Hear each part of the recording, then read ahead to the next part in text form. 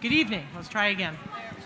Notice is hereby given of the regular meeting of the Board of Education of the Town of Westfield in the County of Union, New Jersey at 7:30 p.m. on the evening of Tuesday, June 18, 2019, in the Westfield High School Auditorium, 550 Dorian Road, Westfield, New Jersey.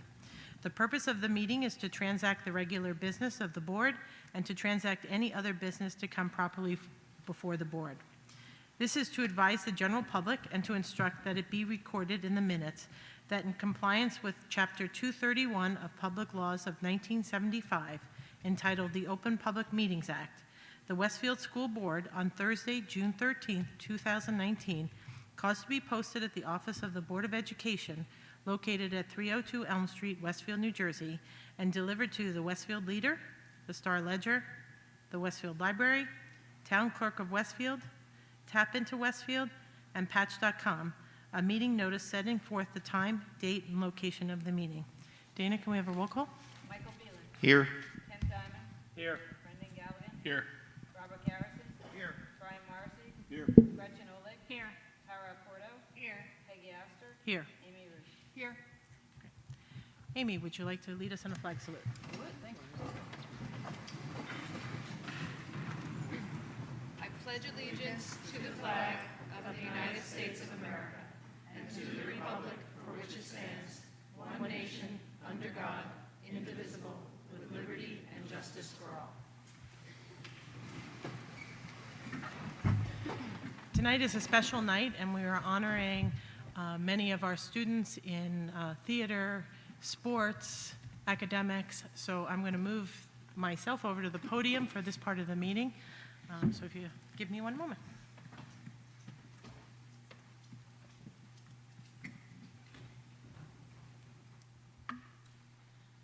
Okay. Each June, we're good? Okay.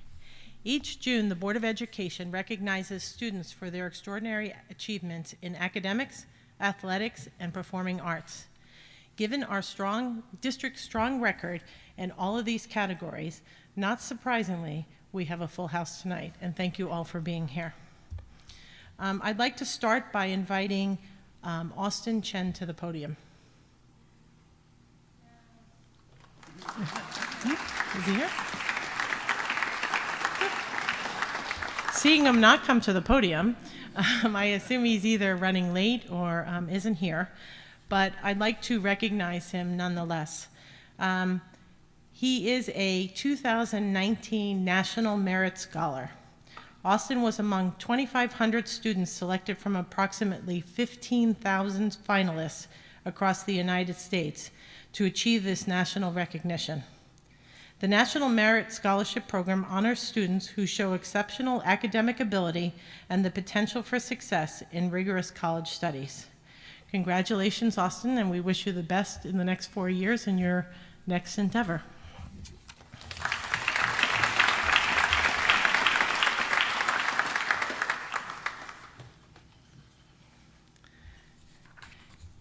Next, we'd like to invite Westfield High School senior Jamie Dadea to the podium.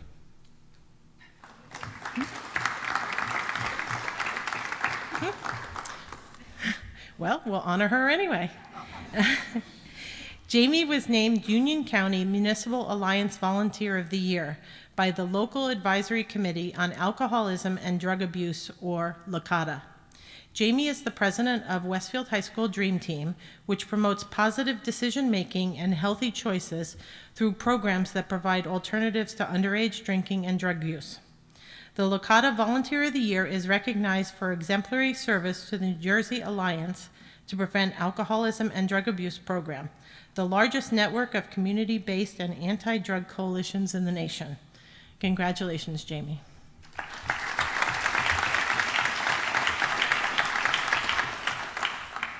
Okay, let's try the next one. The Westfield Debate Team is a partnership of the Westfield Public School District, the Westfield Parent-Teacher Council, and the Westfield Area YMCA. Last month, two intermediate school members of the Westfield Debate Team took the title in public forum debate, becoming the first ever New Jersey State Middle School Public Forum Debate champions. If I can invite Matthew Chen and Tej Meheda.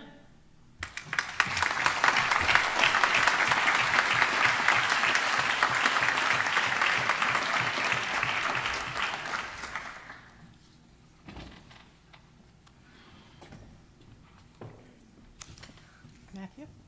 Congratulations. Tej? Congratulations. Both Matthew and Tej, well, Matthew is an 8th grader at Edison, and Tej is a 7th grader at Edison, and we'd like to present them with a certificate of recognition for your spectacular accomplishment. Thank you.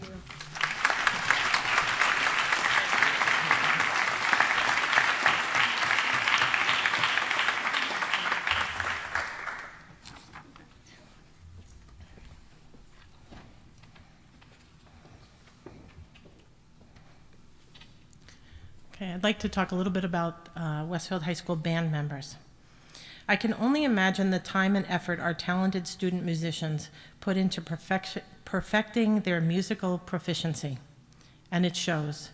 Westfield High School students routinely are selected to perform in state and regional ensembles after rigorous auditions, competing against hundreds of student musicians from across the region and the state.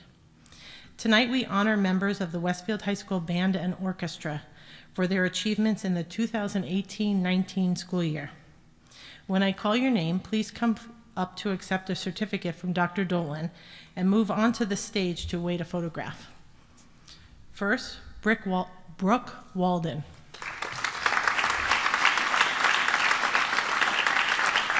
Brooke is a piccolo player, and she was chosen for the All-Eastern Orchestra and the All-State Orchestra.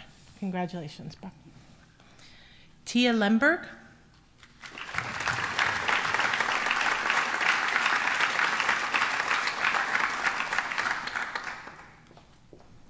Tia is an oboe player. She is a member of the All-State Symphonic Band and Region 2 Symphonic Band and Orchestra. Max Tennant.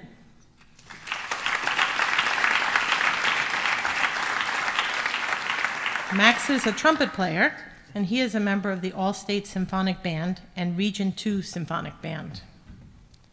Aprina Wang.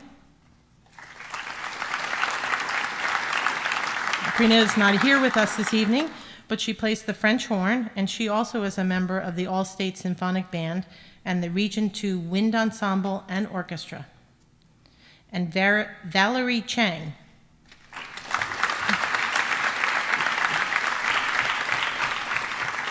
Valerie plays the oboe and is a member of the Region 2 Symphonic Band.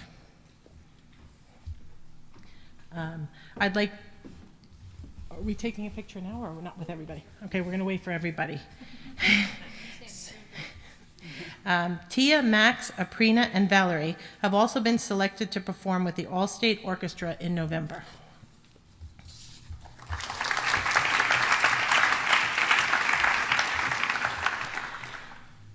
Now I'd also like to invite Austin Chen, who plays the trumpet.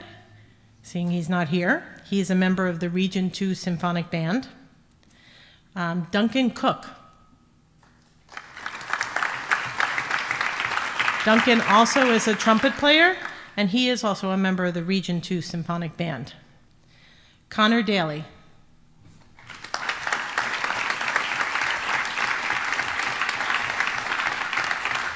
Connor is a trumpet player and is a member of the Region 2 Wind Ensemble and Orchestra.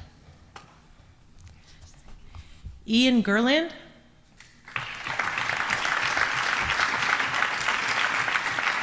Ian is a percussion player and a member of the Region 2 Percussion Ensemble. Carl Peter. Carl's not here this evening, but he is a trumpet player and he is a member of the Region 2 Symphonic Band. Robert Strauss.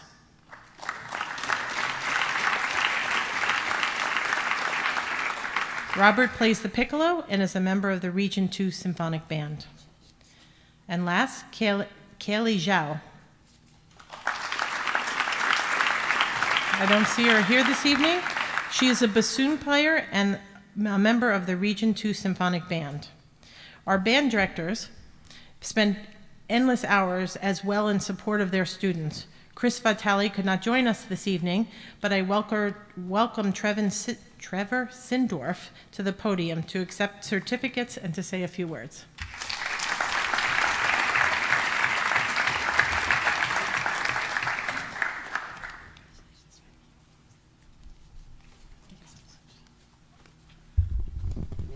Thank you. Of course, I'd like to start by humbly accepting all of the credit.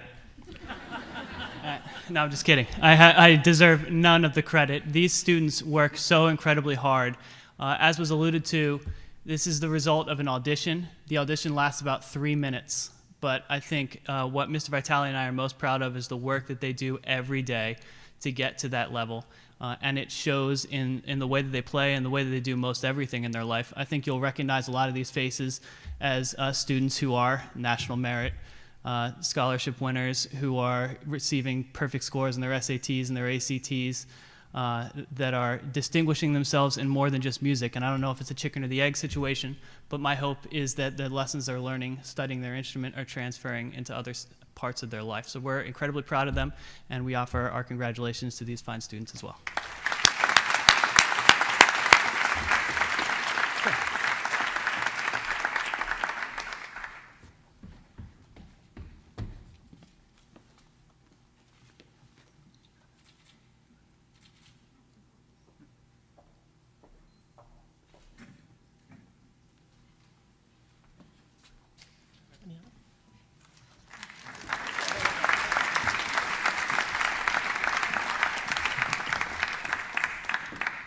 Congratulations.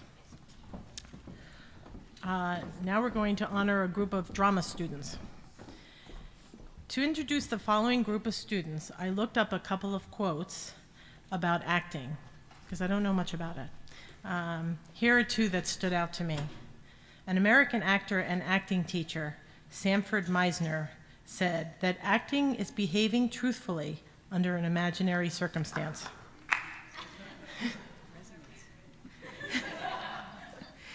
While Hollywood legend Betty Davis once emphatically stated, acting should be bigger than life. Script should be bigger than life. It should all be bigger than life. And it certainly is when our talented drama students take the stage.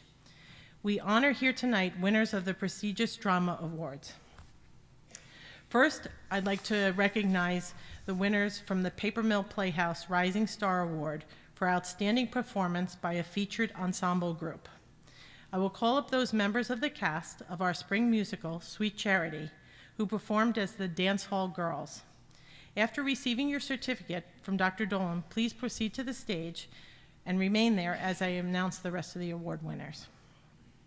Catherine Sarasso.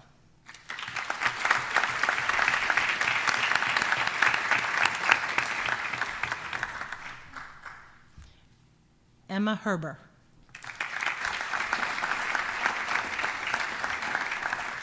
Talia McRoberts.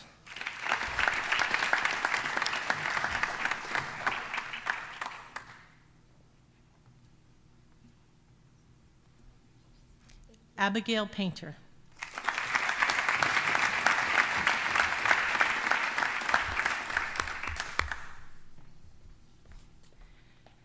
Lillian Payon.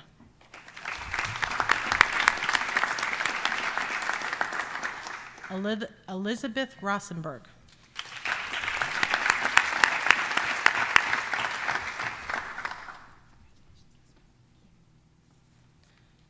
Alyssa St. Dennis.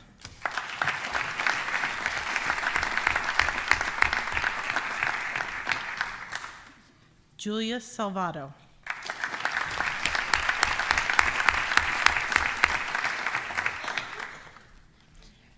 Alexandra Sika.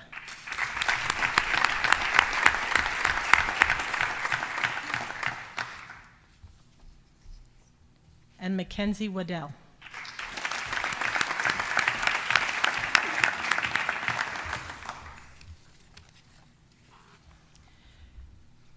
Katie, Emma, Talia, Lily, Liz, Alex, and Mackenzie, I'd ask you to exit the stage near Dr. Dolan and remain nearby as we recognize winners of the Montclair State Foxy Award for outstanding achievement by an acting ensemble of a comedy. We have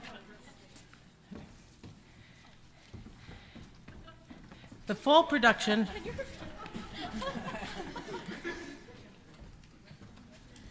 Well, I'm just going to call your name, and if you have to go back up again, that's probably easier. How's that? The fall production of Rosencrantz and Guildenstern Are Dead, which was our fall production of a, let's go back here, drama. And this award, we'll go back over, is the Foxy Award. We don't want to forget that, for outstanding achievement by an acting ensemble of a comedy. Again, I'm going to ask your fellow actors, or I'll call everybody up for you to be on stage together. So, Ava Boys.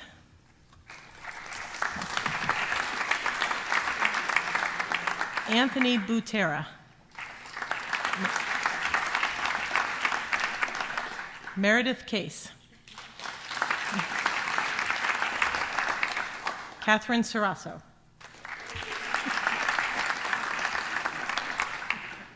Olivia Ebel. Emma Herber. Jesse Carlin.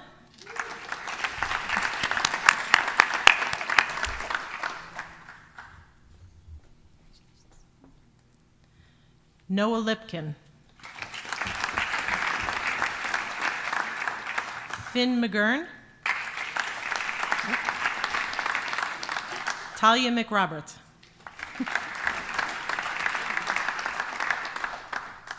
Matthew Meixner.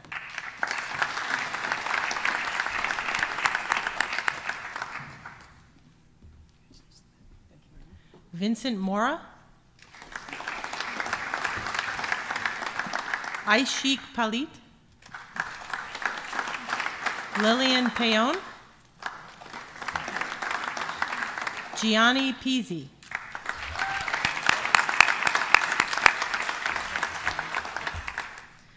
Elizabeth Rosenberg.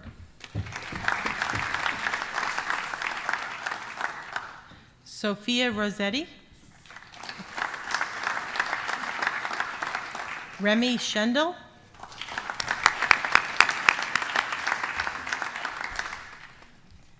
Alexandra Sika. Sophie Tannenbaum.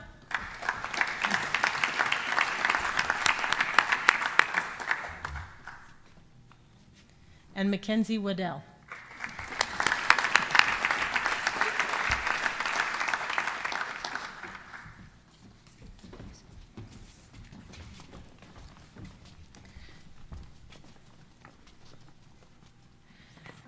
I would like to call 3 people up for our final drama award. Talia McRoberts, Remy Schindel, and Julia Salvato.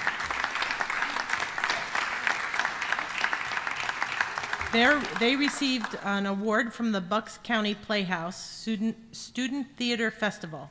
All 3 were recognized at the festival for the Spotlight Award for the Best Student-Directed Production for Top Girls. Julia Salvato was also honored for the Best Featured Actress in a Drama. Congratulations to all of you.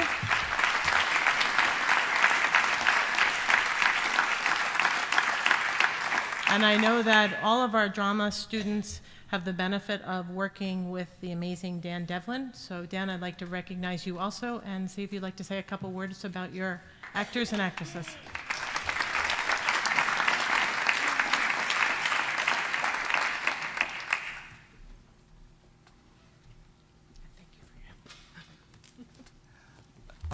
Hello, and they are amazing young people. Thank you to the board for allowing me to work with such amazing young people.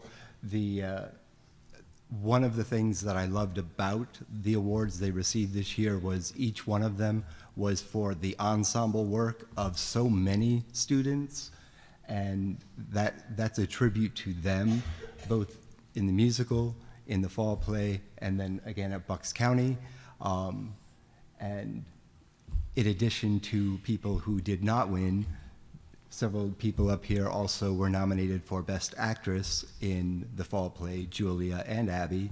So Julie was...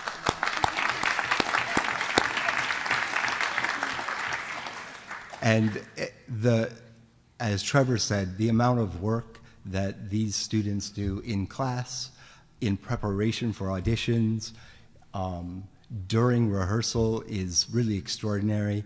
I know that they are some of the brightest and most caring students in the school, and I am really grateful to Dr. Dolan, the Board of Ed, and Westfield High School for allowing me to work with such wonderful young people. Thank you.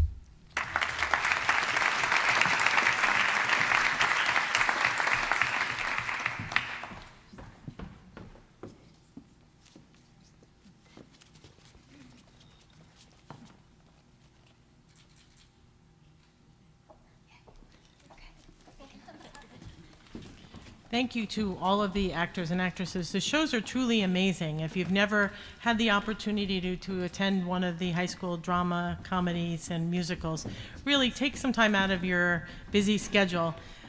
It is almost like Broadway. I mean, they really are that talented, and I give them a round of applause. Thank you.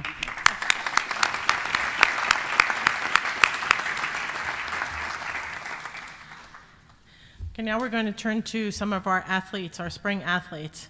I'd like to talk about our track and field athletes. We have here tonight a number of track and field athletes who had phenomenal seasons this spring. When I call your name, please join me at the podium to accept a certificate of recognition and then proceed to the stage to await your photograph. We'll start with Samantha Stravich.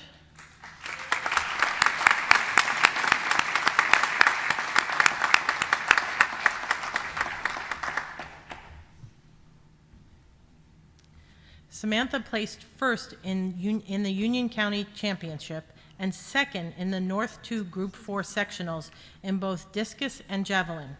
She placed fourth in the javelin in the Group 4 Championship, advancing to the Meet of Champions, where she placed sixth in the state in javelin, advancing again to the New Balance National Outdoor Competition on June 16th, placing ninth out of all javelin throwers competing nationwide.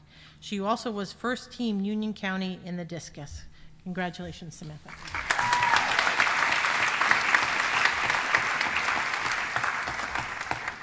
Julia Sorbo.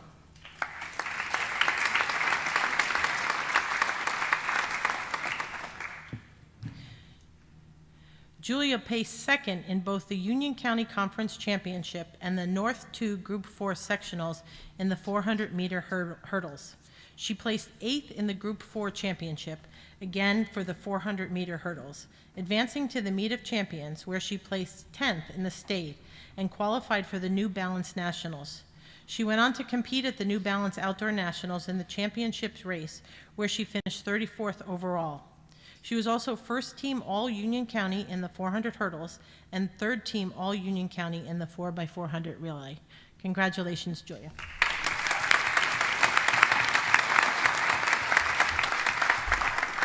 Lauren Triarsi.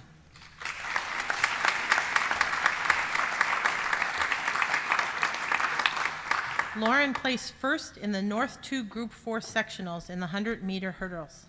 She also finished in first place in the 100-meter hurdles at the Lion Invitational and third in the Union County Championships. She competed in the highly competitive Penn Relays in the 4x100 relay and will run for the University of Vermont next year. She was also third team All-Union County in the 100 hurdles. Congratulations, Lauren.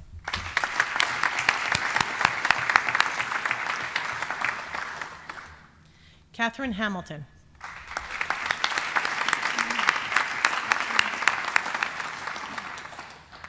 Katie, too, is a sectionals champion with an amazing season. As a sophomore this spring, Katie qualified for the 4x800 relay at the Penn Relays, placed first while setting a school record in the 1600 meter at the Lion Invitational, and beat her own personal record multiple times. She placed first in the North 2 Group 4 sectionals in the 800 meter run. second at that same meet in the 1600 meters, and second as part of the 4x400 relay. All again at the North 2 Group 4 sectionals. In the Group 4 championship, she had a third place finish in the 1600 and a second place as part of the 4x800 meter relay. And at the meet champions, she placed third in the state, and in the 1600, so many numbers. In the meet champions, she placed third in the state in the 1600 meters and fourth in the state as part of the 4x800 relay. She also was a first team All-Union County in the 1600, second team All-Union County in the 4x800 relay, and third team All-Union County in the 4x400 relay. Congratulations, that's quite a record.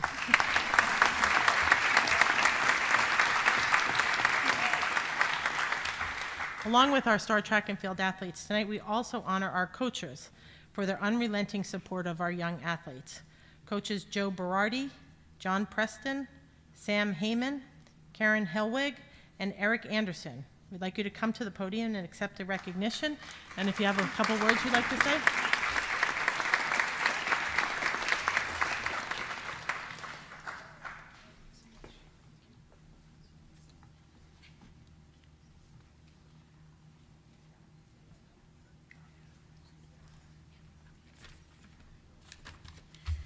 Hi, I'm Corinne Helwig, and I coach the hurdlers. So I worked with both Lauren Triarci and Julia Shorba, and they both showed incredible resilience and growth this season, and especially when it came to having to travel to different locations for practices.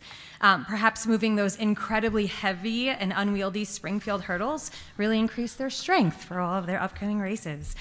Both girls showed determination and grit all season long, and this paid off for both of them in trips to the Meet of Champions. Julia. When Julia was a freshman, she showed a natural talent for the hurdles. It may have been her dancer's background that gave her grace and power over the hurdles, but when she had her first big race at the Blue Devil Classic that year, I will never forget the look in her eyes when she got on the line for the seeded heat. She had to race against Sydney McLaughlin, the same Sydney McLaughlin who raced that summer in the Rio Olympics. Although Julia may have been a frightened freshman then, she has competed strongly against the biggest powerhouses in the state, and I can't wait to see what she does next. Congrats, Julia.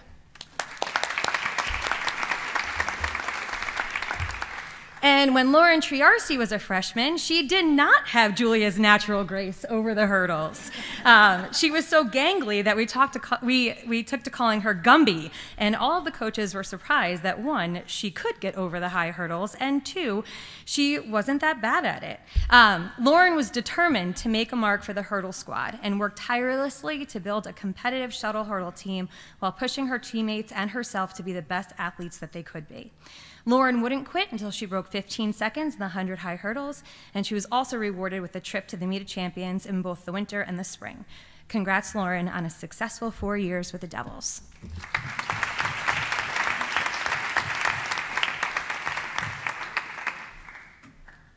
Hi, I'm Coach Preston. I coached the javelin, so I had Samantha for 4 years. It's an incredible 4 years. I always keep it really short, and I'll keep it short here again. Thank you, Sam, for a wonderful 4 years. Thank you for the Stravics and for giving me such great genetic material to work with. It's very appreciated. My son always tells me it's not the coaching I do, I just get great athletes. And I did have a great athlete here. Many great accomplishments in the 4 years. Thank you.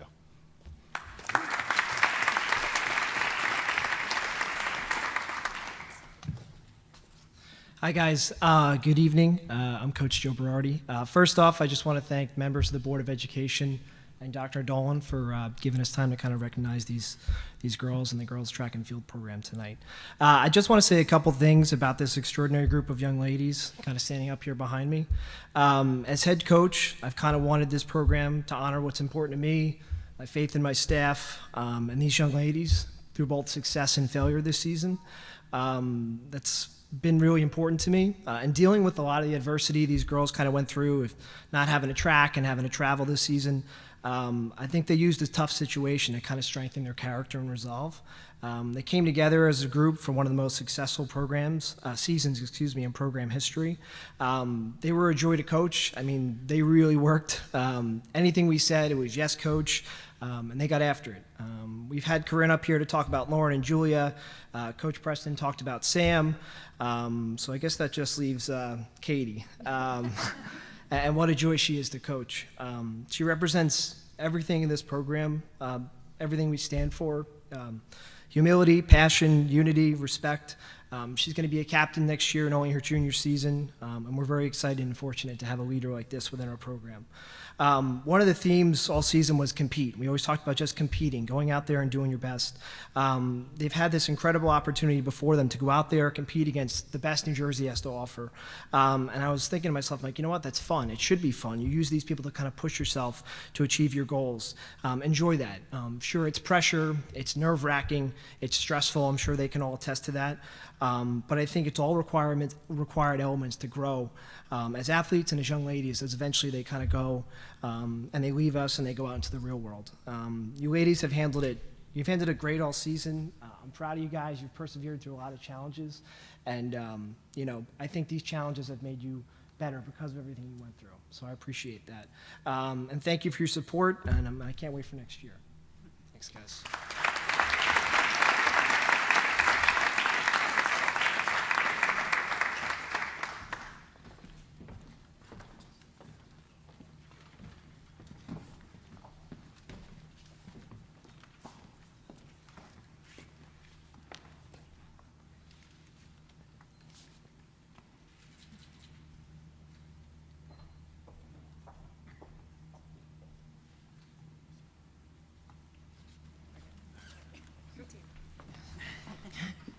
Congratulations, girls. I guess I have to say keep running, keep jumping, and keep throwing.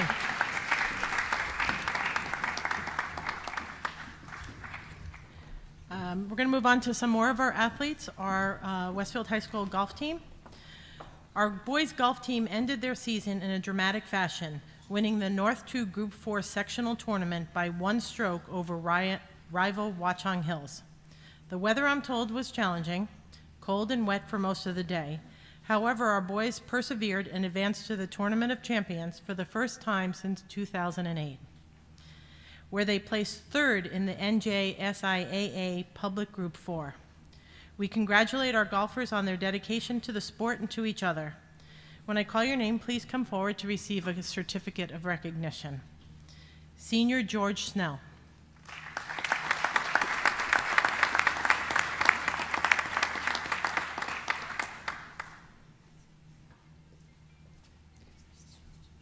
Junior Jason Lee.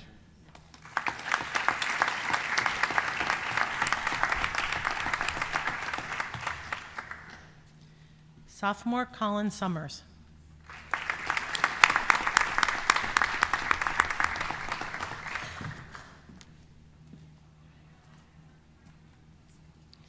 Freshman Nicholas Conti.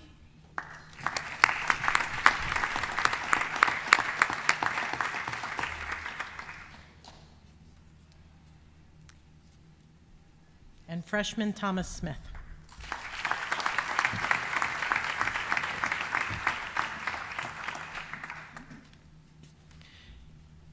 We'd like to ask also Coach Daly to come forth to receive a certificate, and if he'd like to say a couple words about the team.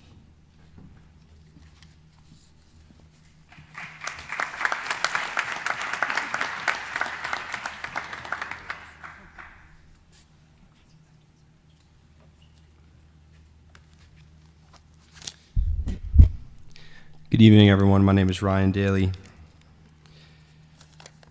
I want to thank the members of the board and Dr. Dolan for this wonderful recognition of our program. While we have our top 5 players here with us tonight, we actually carry a roster of 16, and we have many talented players who push each other and push these guys up here to elevate their games as they compete for the top spots. We sincerely thank individuals who volunteered this year, such as Jim DeSarno, Kim Rhodes, and especially to Enrico Basso, who played an important role in helping additional student athletes benefit from our program. In addition to our top 5, we have on our varsity team, we have sophomores Robert McIntyre and David Gavand. We have seniors Jack DiFilippo, John Humiston, and Jared Orioli. We ultimately finished with a record this year of 9-2. Our team won 2 tournaments, the most prestigious being the Sectional, our first since 2008. We finished with an NJ.com team ranking of number 10. Now for these individual guys up here and their accolades, I could literally stand here for 20 minutes to go all their tournaments and all their matches and all the numbers, but I'm just going to keep it brief. Our freshman Nicholas Conti earned our Rookie of the Year award, and our freshman Thomas Smith earned our Jake Tooley Memorial Award for attitude and dedication. Our co-MVPs this year both won tournaments as individuals. That's sophomore Colin Summers and junior Jason Lee. And our senior George Snell was our captain, a 4-year varsity Leonard winner, very accomplished over the years, and this year he finished with 7 top 10s.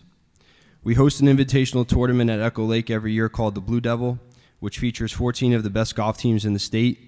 This year we dedicated our tournament to the memory of Dr. Nelson.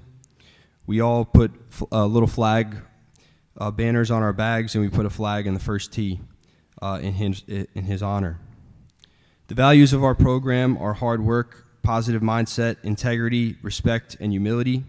While we had much success on the golf course this year, our greatest highlight was when all 16 players helped make over 130 bag lunches for the Plainfield Salvation Army.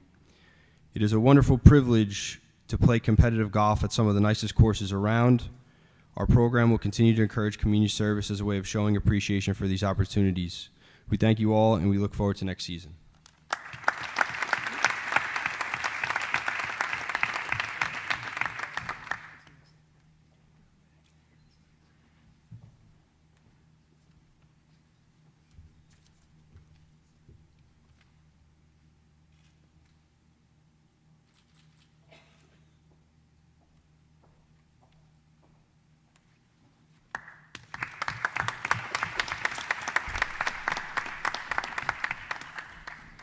Congratulations, boys.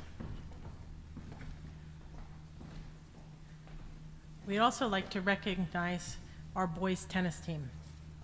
The Westfield High School boys tennis team won its 5th consecutive sectional title after defeating top-seeded Ridge in Section 2, Group 4 tournament last month.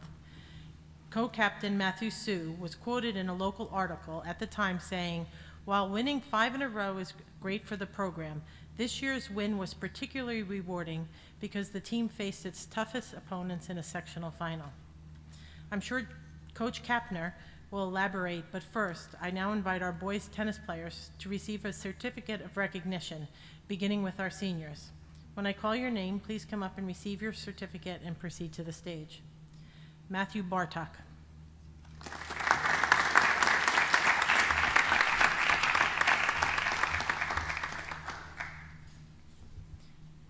Matthew Sue.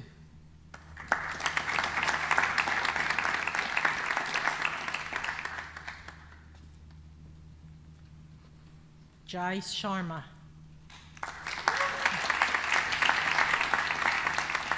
Irving Zhao.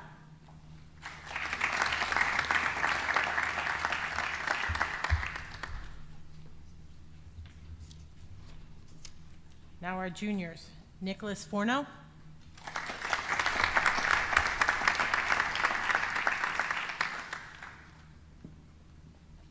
Aaron Hecht.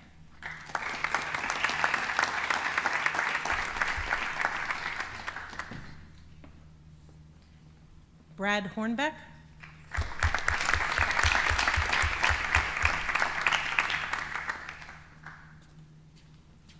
And Alex Weinberg.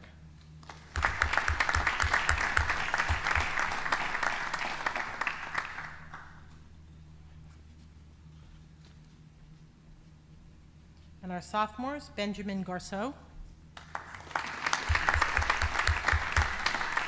Aiden Morrison,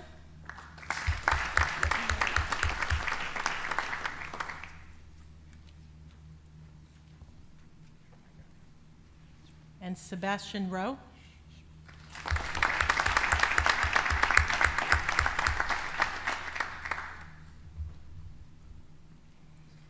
And our freshman, Jordan Cafiero.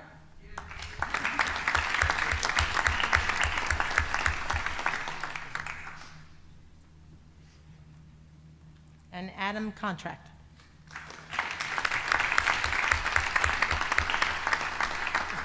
Coach Kapner and Coach Gherkins, would you please come up to receive your certificate? And if you'd like to say a couple words about the team?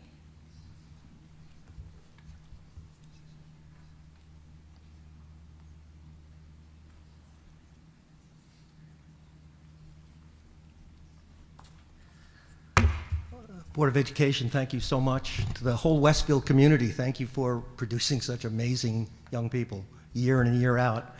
I've been honored to be part of this community since 1975. I had no idea what I was getting into when I moved here from Long Island. This is one of the most amazing places I've ever seen. This particular group of young men, we have won 5 sections in a row, and I believe it's 15 or 16 counties in a row. We didn't know what to expect with this group. We lost 4 seniors last year, and we weren't sure. We knew we had some talent coming back, but we weren't sure if we were deep enough or good enough to repeat. Excuse me. In a tennis match, there are 5 points to be won: 3 singles matches and 2 doubles matches. So at best, you can win 3-2. You can barely get by. Most of the teams we've had here in Westfield were so dominant that they won 5-0, 4-1 all the time. This team was squeaking by over and over again because of their mental toughness. And it was a different young man every time. It started at Bridgewater, the very first or second match of the year, where I went to the fence where I can talk to the young men during changeovers. And at third singles, Sebastian, I used the phrase, put the team on your shoulders. We need your point to win. And he came through. And it was the beginning of nonstop, almost every match.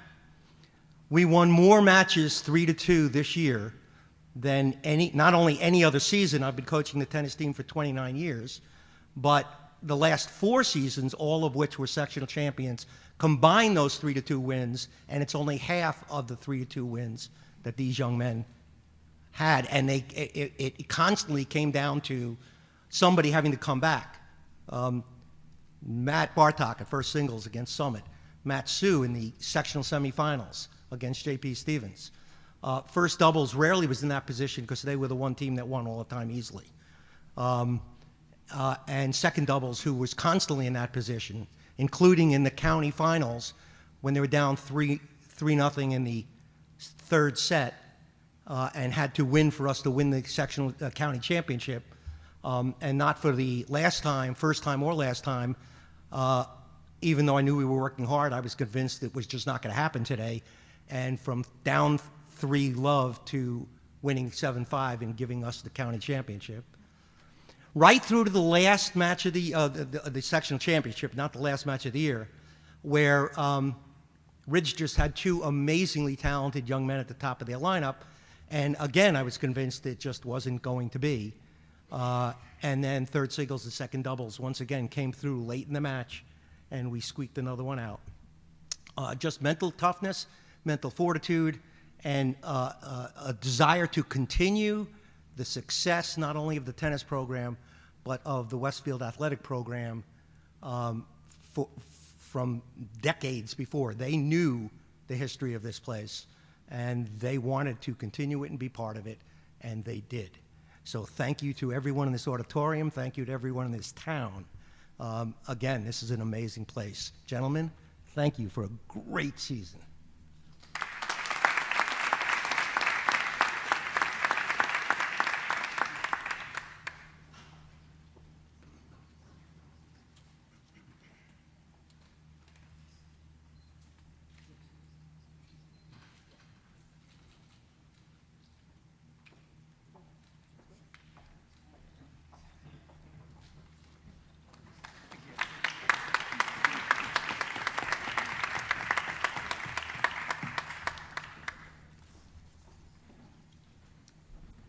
And our last sports group of the evening is the Westfield High School varsity baseball team. And we welcome tonight our sectional champions Blue Devil varsity baseball team. I'm not sure they were able to attend, but if there's anybody here, I will call out all their names just for recognition. After a nail-biting 3-2 victory over top-seeded 4th-ranked Bayonne in the North Jersey Section 2 Group 4 quarterfinals, the team followed up with a 3-1 win over 4th seeded Scotch Plains Fanwood. As the 8th seed going into the sectional championships, our Blue Devils earned a sectional title with a 4-2 victory over 2nd seeded Ridge. This is the second consecutive sectional title for the team and the 5th in the tenure of Coach Bob Brewster. Coach Brewster is retiring this year after 45 years as both a high school science teacher and baseball coach, and he will be missed. With 641 varsity baseball wins, Coach Brewster is the winningest coach in a single sport in Westfield High School history. Coach Brewster, I don't think you're here, correct? I don't see anybody. We would invite him up to say a couple words, but let me just quickly go through the names of the team and recognize their accomplishments. Jake Bensavega, Sean Boley, Jack Bowman, Andrew Kemenidi, Michael Corlone, Michael Catanzaro, Michael Charlton, Victor Kustan, John Zarnecki, Thomas DeRosa, Sean Flynn, Drew Glassman, Holden Grants, Christopher Ho, Anthony Iacoponi, Danny Kohler, Leopold Lafredo, Matt McIntyre, Matthew Maleo, and Christian Pansini. Congratulations to all of you and also to Coach Brewster.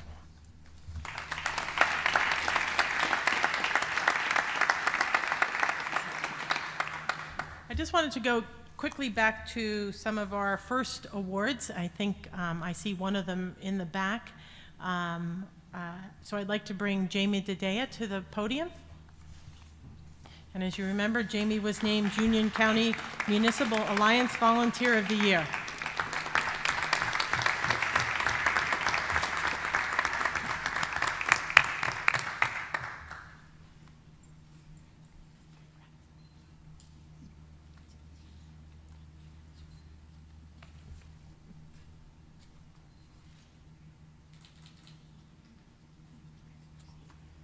And just to make sure, Austin Chen is not here, correct?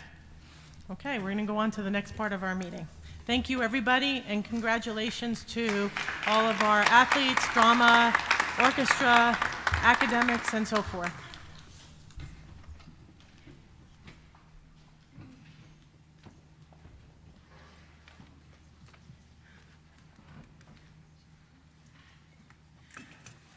At this time, I'd like to turn the meeting over to Dr. Dolan. Thank you.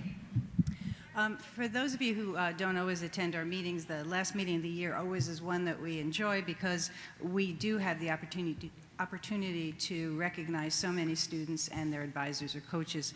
I do have to say, for those of you who don't come regularly, that was an unusually large number of students. We don't always have that many students who have been excelling during the spring part of the year. But I also wanted to switch the focus and speak to the immediate steps we are taking to address security concerns following the arrest of an armed suspect in the Tamaqua School parking lot last Thursday after school. As Mrs. Oster and I mentioned in the statement we sent out yesterday, doors at each of our 10 schools will remain locked beyond school hours through the end of the school year, which is this Friday, as we conduct a comprehensive review. Westfield Police Chief Batalora will provide an ongoing police presence in and around our schools all week, along with enhanced security at our middle and high school graduations. I'd also like to mention that Captains Padovano and Resurka are in attendance tonight because they really have been working with us very closely throughout all of this and before. I will join other school administrators and law enforcement for a meeting this week with the district security consulting firm, Stonegate Associates, to begin a comprehensive examination of where to go from here. We also have a representative from Stonegate here with us. There is no doubt that this has shaken all of us. We are grateful, certainly, to the Westfield Police Department for their swift response. And we appreciate your understanding that we cannot answer your questions about the incident until it is fully investigated by the Union County Prosecutor's Office. I cannot speak to details of that afternoon. That information must come from the prosecutor's office.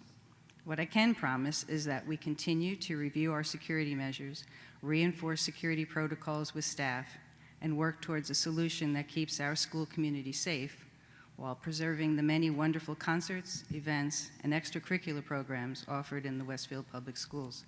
I would also just like to add, over the past few days, I've received a number of emails, and I have to say that the vast majority of the emails are people who either shared their observations or made suggestions or asked questions, and I think that's really very helpful. Everybody brings a different perspective or has had a specific incident they want to share with us, and that's only going to help us analyze things and make determinations. And we very much appreciate the fact that we have such a close partnership with the Westfield Police and with Stonegate as we go forward in all of this. Thank you, Dr. Dolan. I mean, it has been a very difficult week for our schools, for our community, for our parents and everybody. And I want to reiterate what Dr. Dolan has said. Keeping our students and staff safe in our schools is our #1 priority. I am a parent and a resident, and in the wake of something like this, I understand the desire for immediate action and immediate answers.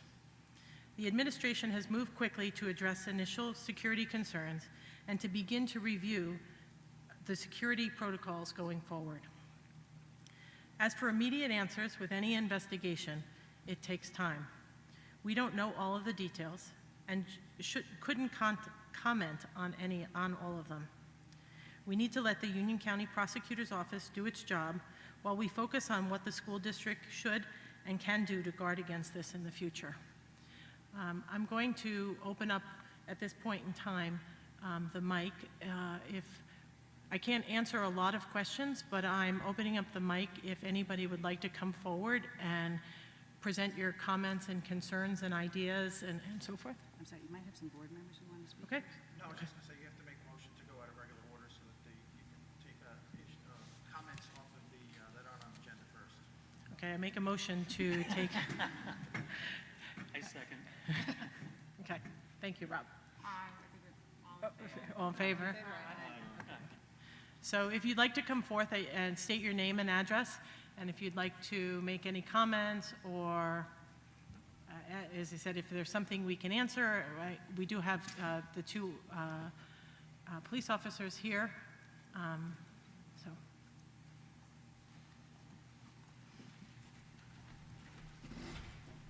Hi, Alicia Grippy-Virag, 220 Jefferson. I'd like to say that I stand here as a grateful but concerned parent, grateful to the Westfield Police Department for resolving Thursday's issue peacefully, grateful that a man in Delaware recognized his brother was unstable and alerted authorities, thankful to the Board of Ed and Superintendent Dolan for the countless hours you spend ensuring our children receive a best-in-class education. I do think we could do a better job giving them a best-in-class security as well. I went to school in New York City in the 1980s and 90s, and this was before the rash of gun violence. At that time, you cannot get 3 feet into a school without presenting your ID to someone. Maybe it's a security guard. Maybe it's an unarmed security guard. Maybe it's a police officer. The day after the incident, I had called the Board of Ed just, as a mental check to say, hey, is there going to be increased securities in the school? And the Board of Ed said yes, the police would be at the schools. I walked both of my children to school, and I did not see a police presence. I called the police, and they said yes, on a rotational basis, we are going to go amongst the school. And as a parent, it did make me feel better. Just as an anecdote, the pothole on my street was being filled that day. There was a police escort with the contractors all day. I think our children deserve the same protection that our contractors and workers receive. Again, just very grateful. Westfield got very lucky last Thursday. And let's just make sure the next time a stranger approaches one of our schools, we're better prepared. Thank you.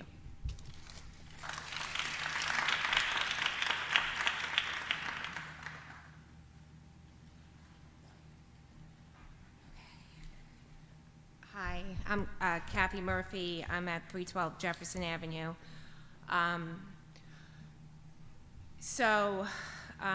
The days of that event that happened last Thursday, my son was dropped off right next to that car with his lacrosse friends. and I had to get a phone call from a mom, frantic, going, she didn't know what was going on, who did the drop-off. She did send an email with all the events to the Board of Ed, and Dr. Dolan, you got her detailed events. The thing that concerns me the most is that she went up to the police officer and said there were 25 lacrosse players out there. So I want to know what Westfield's doing in terms of a lockdown. It's not just about inside the school, it's outside the school. That perpetrator was outside our schools. And if he, God forbid, anything happened, he could have gone onto that lacrosse field. She told a police officer, there are 25 lacrosse players. He said, well, we're on lockdown. He walked to the back. She stayed there from 3:50, when it happened, 3:54 to 5 o'clock. She told another police officer, what is going on? He said, I have no, he didn't know that there were lacrosse players back there, but those lacrosse players were there and they stayed the whole time. My son came home that night. He's a 4th grader, and he said to me, Mom, there was dogs going around the school, there were cops. What kid wants to see that? You guys are all parents, and all on the board, you're all parents. Like, that was not, like, why were not these children taken off that field? So my reason for bringing this up is that things need to be changed with the lockdown. Like, even though the lockdown's inside the school, we have to think about the outside. We have to think about the school grounds, the playground, the fields.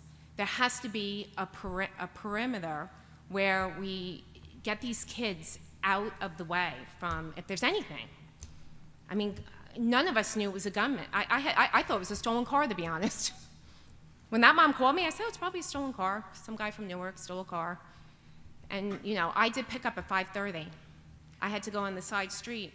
And, thank God, the kids didn't know what was going on. But, what if something was found, like a bomb? Or, when those dogs were going around the school. So in any event, I just think there just needs to be more communication between the school board and the police department. There just needs to be, more of a policy of what's going on. That was my main concern. Obviously, getting into the school was a big deal too. So that's it. Thank you.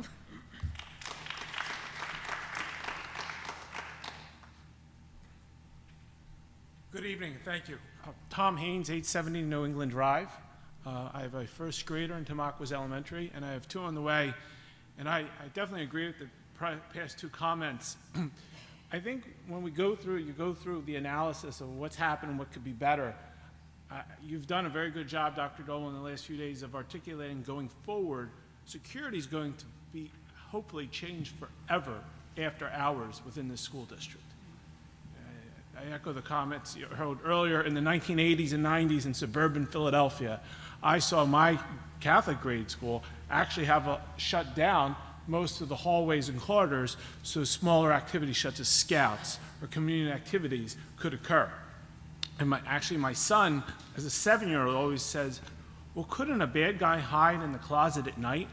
And for every month, we go into scouts, and he brings that up because he's aware of Sandy Hook.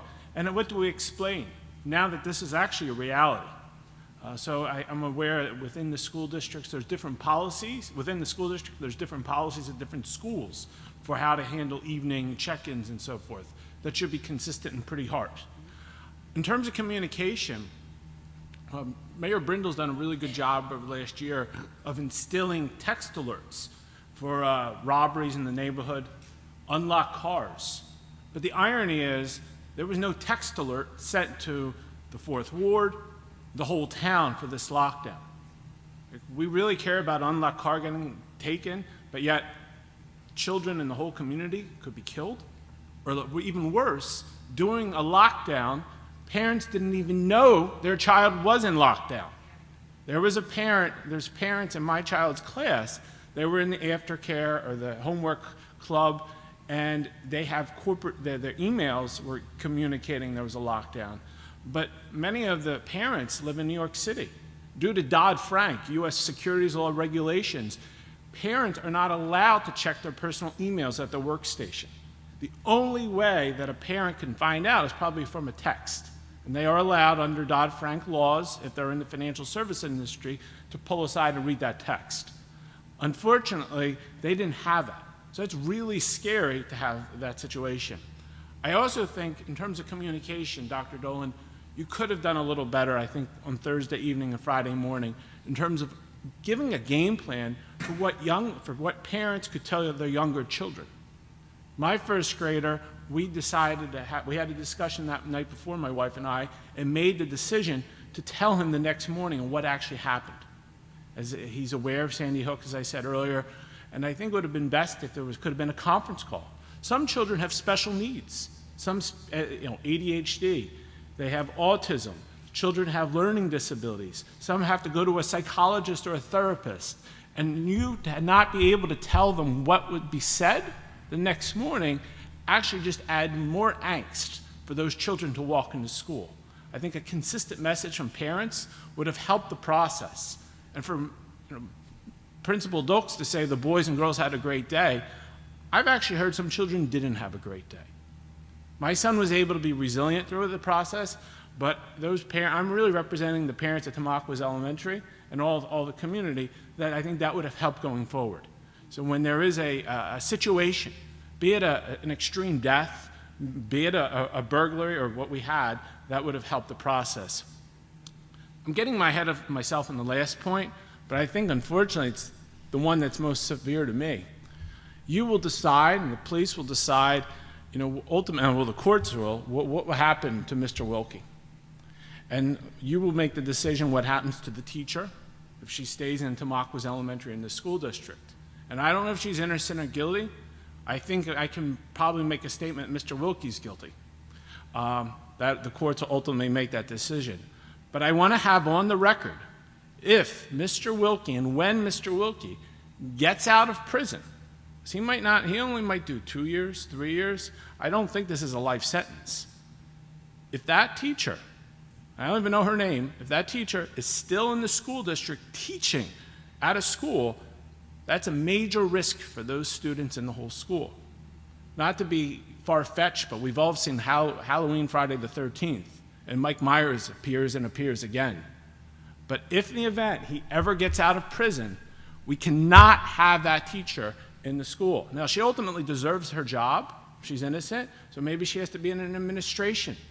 She has to be in an office, but unfortunately, she cannot be around children if he is free. If he's not free and he's in jail, then I totally understand. And the last point is something really for legislation. This is maybe for more Senator Kane and the people in Trenton. But we talk about Megan's List and how effective it has been for the safety of young children in the neighborhood and families. Ultimately, it raises a question there. Should Megan's List be adapted and amended, extended for those people like Mr. Wilkie if he were to ever get out? Now, that's not really for the Board of Education to think about, but as you have discussions with the mayor and legislatures and the legislation, it's another consideration. So I really thank you for your efforts overall. You've done a great job for the school district, and it was a test, and I'm confident that going forward, this board will make sure that Westfield stays the safest it can. Thank you.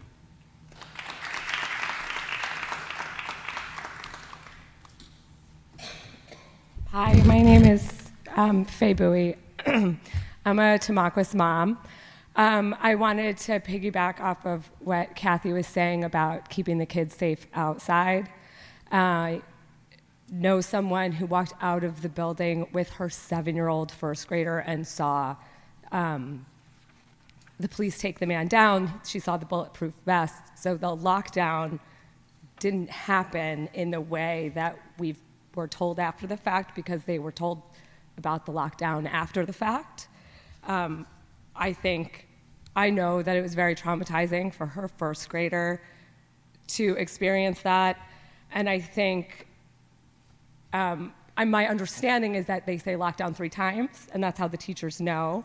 And I don't understand why the police officers didn't say that to the woman and the small child walking out of the building to make them immediately go back into the building.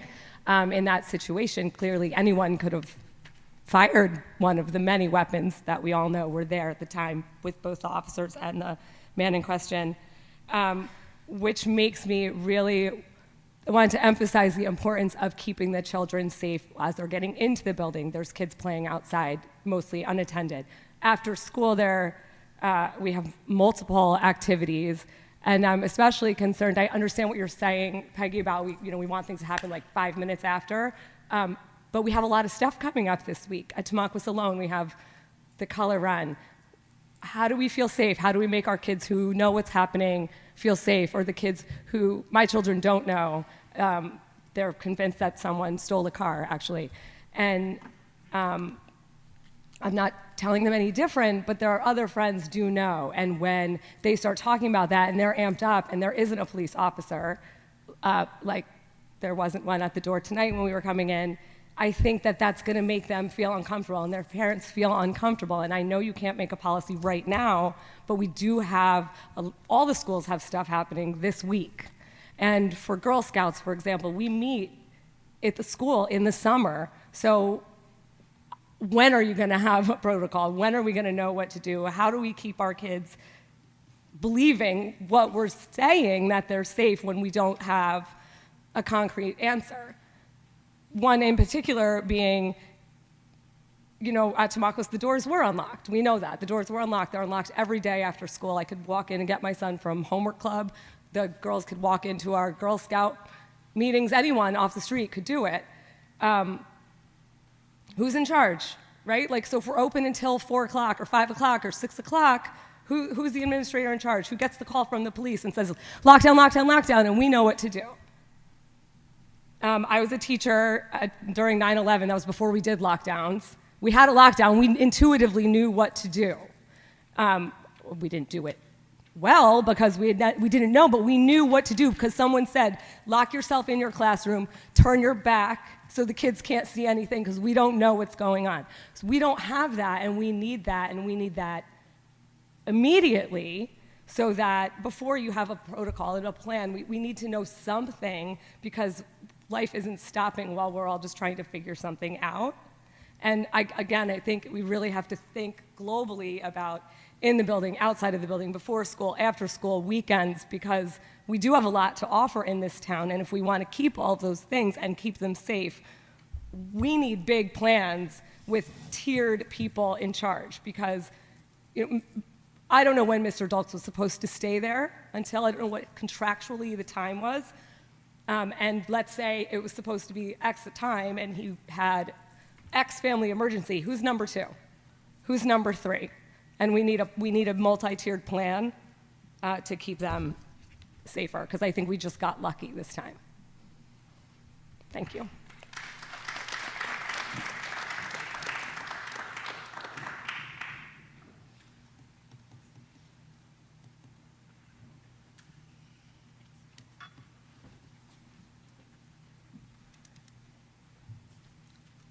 Good evening, Scott Schreier, 905 Pennsylvania Avenue. Want to start off by saying thank you, especially to the police, I think, for being very responsive, and I think doing exactly what they were supposed to do in the process on Thursday. I have a couple of things that I want to bring up that I think are important. First of all, I think communication's key.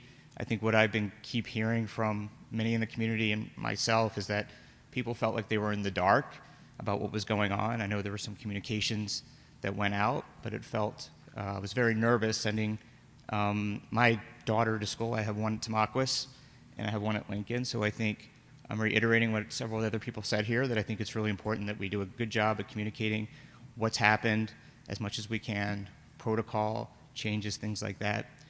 I have my younger one is at Lincoln, and I noticed at graduation on Friday, door was wide open. There was no police presence right after an event like this. I know everyone's very nervous. It would have been more comforting to see a little bit more police presence there on Friday. But I think overall, I think I speak for the rest of us here. I know we can't be immediate with everything, but I would love to see action taking place this week. and over the summer, like a plan that made everyone feel really comfortable about the changes that we're going to make to do a better job at being prepared. Because I think, just like everyone else has said, I think we got lucky. I think this individual could have done some serious harm, and this is a warning that we need to be a little more vigilant and have better processes in place. Okay. Thanks.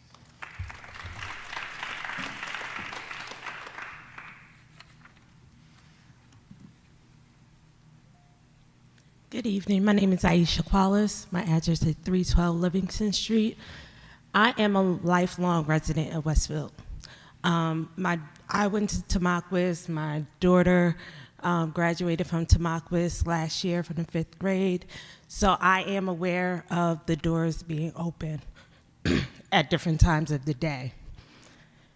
I just want to say thank you guys, the police, for handling the situation as best as they could, and I think they did a wonderful job. Thank you for the communication that did go out. I was at work, so I did get a text, and I didn't know what was going on, but I knew something was going on. I stand before you right now because many years ago, my sister was murdered, and I don't want to get that call about my daughter. It's a fear. I have a fear. I don't want to ever receive that call about something happened to my daughter. Sometimes we are reactive instead of proactive. So I ask that you guys do all that you can to protect our children. Like I said, I don't need that call that something happened to my child or anyone in the community. I'm a Girl Scout leader. I don't want anything happen to those girls. My daughter's on the cheer team. I don't want anything to happen to those girls. I have a high school graduate. None of their friends, my neighbors. I want to protect all the kids that I can, and I want you guys to do the same. But moving forward, like I said, I'm a Girl Scout leader. Sometimes we hold meetings in the school. If this was to happen in the school, I wouldn't know what to do.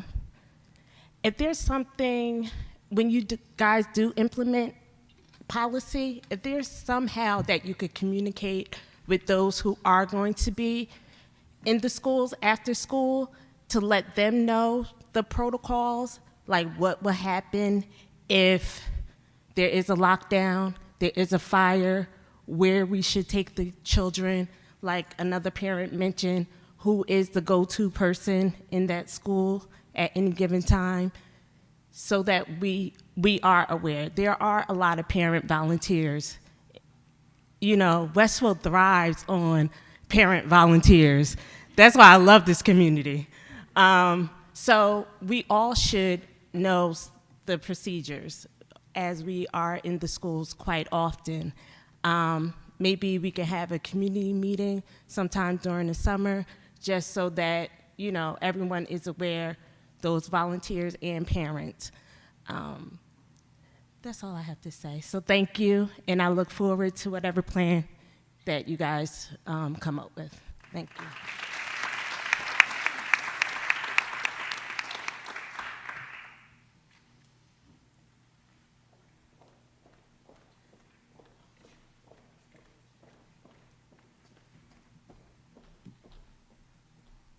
Hi, good evening. Kim Van Arden-Braun, 925 Carlton Road. I have 3 children, one entering high school, another one in 7th grade, and a rising 4th grader at Jefferson, Edison, and then the high school. I want to thank the police for their swift response, for the priority that you're putting this on the agenda, and that you're addressing to the community and everyone here tonight, and thank all the parents for bringing your stories, your feelings, and all of your sentiments and ideas. Friday, I took off work, took my Jefferson child out to lunch, buzzed, was let in without even asking who I was. I went to the office, walked past 2 classrooms, could have made a right in Jefferson to go down the 5th grade hall. They didn't know who I was coming in. I didn't have to show identification. And this was the day after this incident. So it's just one example of there may be protocols in place. There's no physical barrier at Jefferson, and neither at Edison either, even though it isn't exposed classrooms. But my third grader is in Miss Amon's class, and that classroom is before you get to the office, even if you knew where the office was. This has happened on numerous occasions. I've never been asked for identification. I'm a working parent. I'm not in the school frequently. But even if protocols are in place, we're not ensured that they're there. So my question is, can you share at this point whether plans are in place for any physical changes to the schools, to put a vestibule in place so that if someone's coming to the school, there's a barrier between entering in the front door and actually getting through the school to access to children, and have to show an ID, have to show who they are and why they're there, potentially conferencing into the classroom where they're trying to solicit the child to say, the parent is here, is that child free to go? Did you receive permission? Did the school office receive permission? I agree with everyone. I think we dodged literally a bullet in this situation, which could have been awful. So I appreciate you thinking proactively, but wanted to see if you could share where you are right now and whether any physical changes might be done to any of the schools.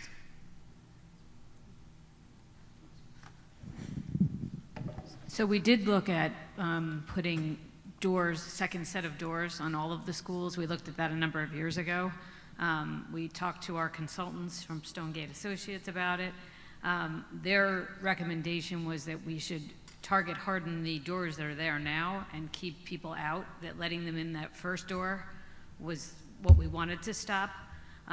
We are now in the process. We've spent about $6 million already on security upgrades to all of the schools.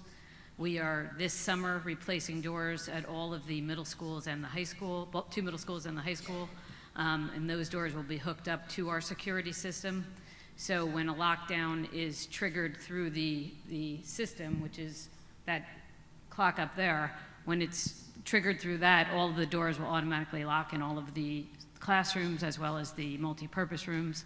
And that project's going to be expanded next year into all the elementary schools. But we do not currently have plans to add another set of doors on the schools because that wasn't recommended by our experts. Mm-hmm. Can I? Peggy's okay. My recollection of, just to sort of echo what Dana said, I mean, is that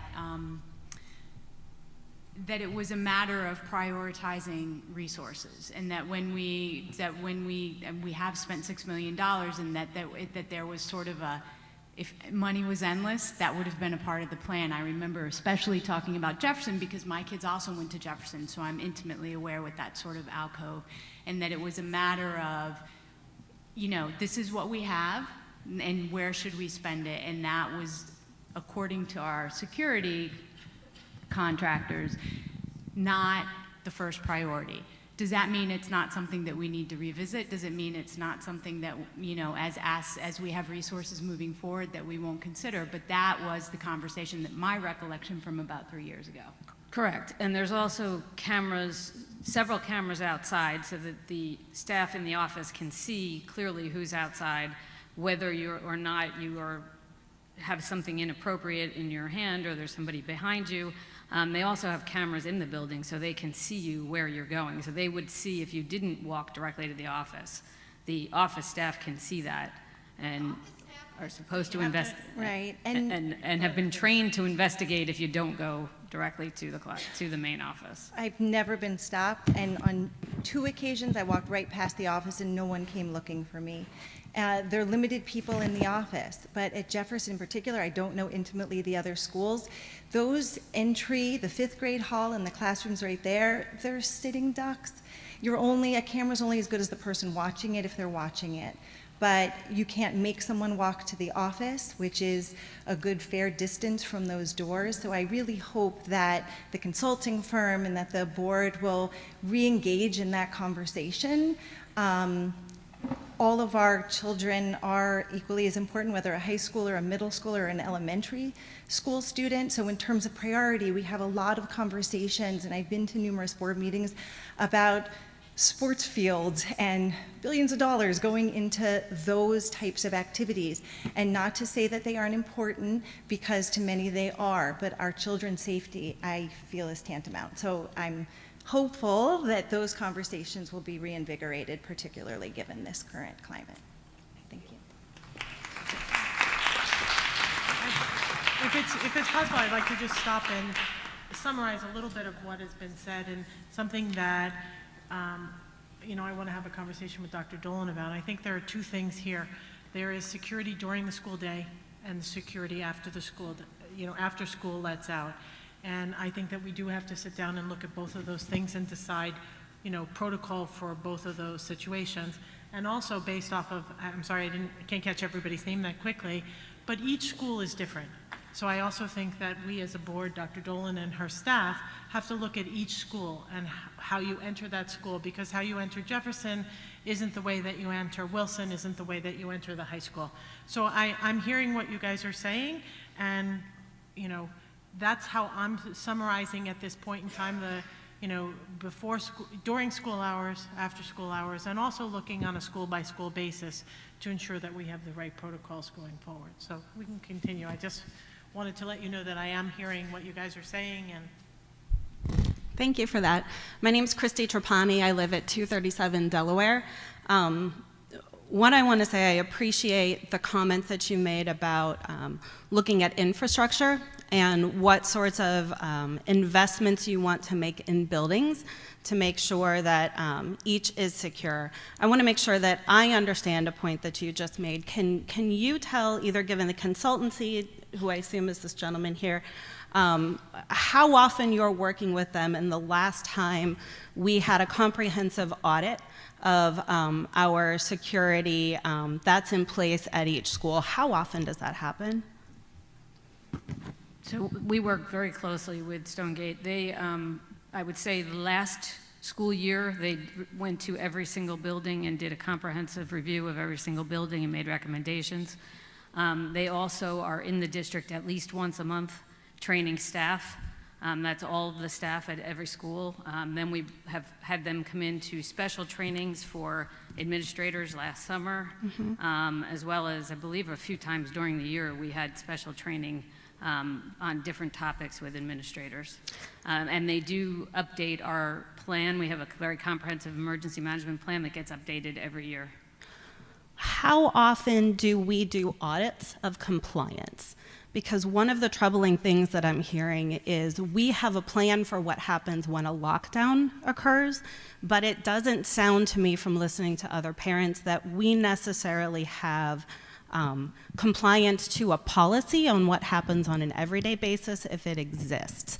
And I think for smaller level threats, that's where you're going to be missing things. That's where the gaps are going to happen. And it sounds to me that we potentially do a lot of planning and do a lot of training, and I think that's wonderful.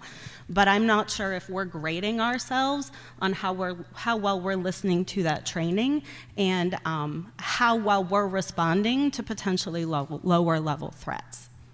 It sounds like, I'm going to echo a comment that someone else made, we seem to be responsive and not necessarily proactive, especially even in potentially this conversation. Do we do audits?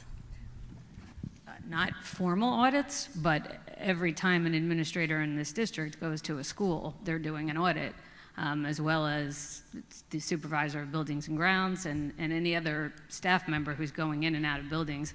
We have supervisors that travel between buildings constantly that are doing that function. I disagree in saying that we haven't been proactive. Okay. You don't see everything that the district has done over the past 6 or 7 years, but the district has been very proactive on security. It's just not something we share with parents that much for obvious reasons. But we do a formal compliance audit, not with Stonegate, but certainly the administrators in this district do. Good. Last question, promise. Do Do we have any sort of grading? We're obviously not the only school district in the country who's dealing with this problem. Unfortunately, it happens nearly on a weekly, if not monthly basis. Do we know how we stand up? Is there a grading system of how we compare and how we measure to other school districts around the country in recommendations for safety and compliance and audit? And is that something that you can share? Errol, do you want to respond to that? This is Errol Brudner from Stonegate Associates. Good evening. So my company has been in business for 16 years. Before that, I spent 25 years in law enforcement. During all that time, I have had the opportunity to audit hundreds of schools in New York, New Jersey, Pennsylvania, and Connecticut. So there's no national benchmark. But there are best practices, there's regulatory compliance, and there's lessons learned from the after-action reports of things that happen in various schools, like Marjorie Stoneman Douglas or Sandy Hook. So our assessment is that Westfield has done much more than many other schools, and it's in the top 2 or 3 schools that we've seen and we've examined. We've been working with the district for a long time now. The plan is up to date every year, best practice. Sorry to hear that people entered and weren't questioned at the door. That is something that we train people on and does take place. But even behind that scene, even if somebody doesn't question you, all the staff who are vetting people at doors have been trained on what to look for. Behaviors that are aberrant, that if somebody comes and they're dressed appropriately, that if their demeanor is appropriate, that if accompanied by a child, if they look and expect to be a parent that's greeted, that lowers their concern about letting that person in. Somebody else who's dressed inappropriately, wearing a coat that can conceal things, carrying a bag, they would be delayed at the door and further questions asked before they allowed in. So without divulging all the processes and security in place, I could assure you that Westfield is very close to being the best practice in all the schools that we've seen. And we go to a lot of training with Department of Education, Homeland Security. We've met with the responders to Columbine. I met with the responders of Virginia Tech. We met with the superintendent from Sandy Hook. So we know what's in place elsewhere, and we're comfortable in saying that we're doing well. Doesn't ever mean we're satisfied. And I can assure you, being a parent myself, I know what this incident caused, the angst it caused parents.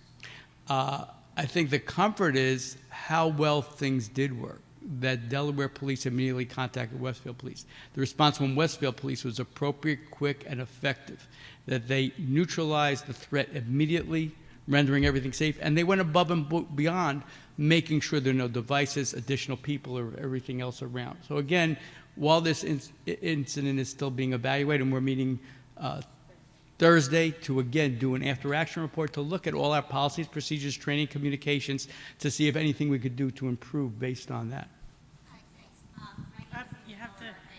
You have to come to the podium to speak. Sorry. So we can capture you.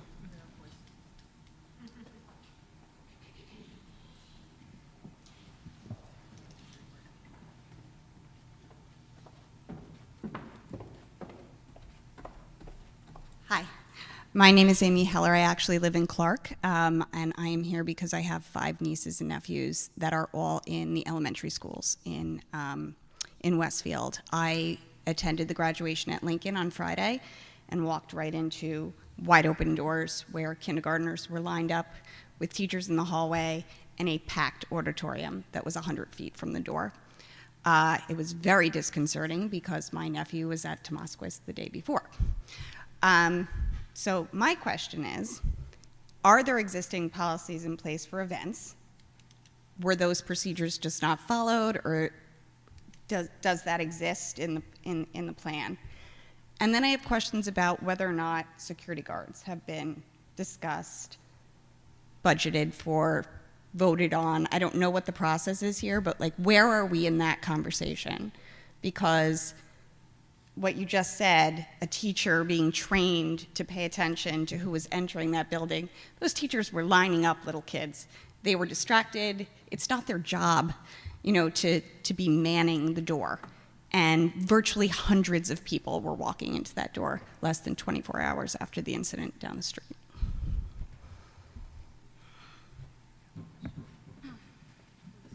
So regarding event management, we did make a recommendation as part of our assessment last year. And we're seeing this again. Most schools are not prepared truly for event management. There's recent certifications that came out from Homeland Security and FEMA that myself and my partner both received on event management and event planning. And we made some recommendations to ramp up that, and we'll be working on your emergency management plan to ramp those up.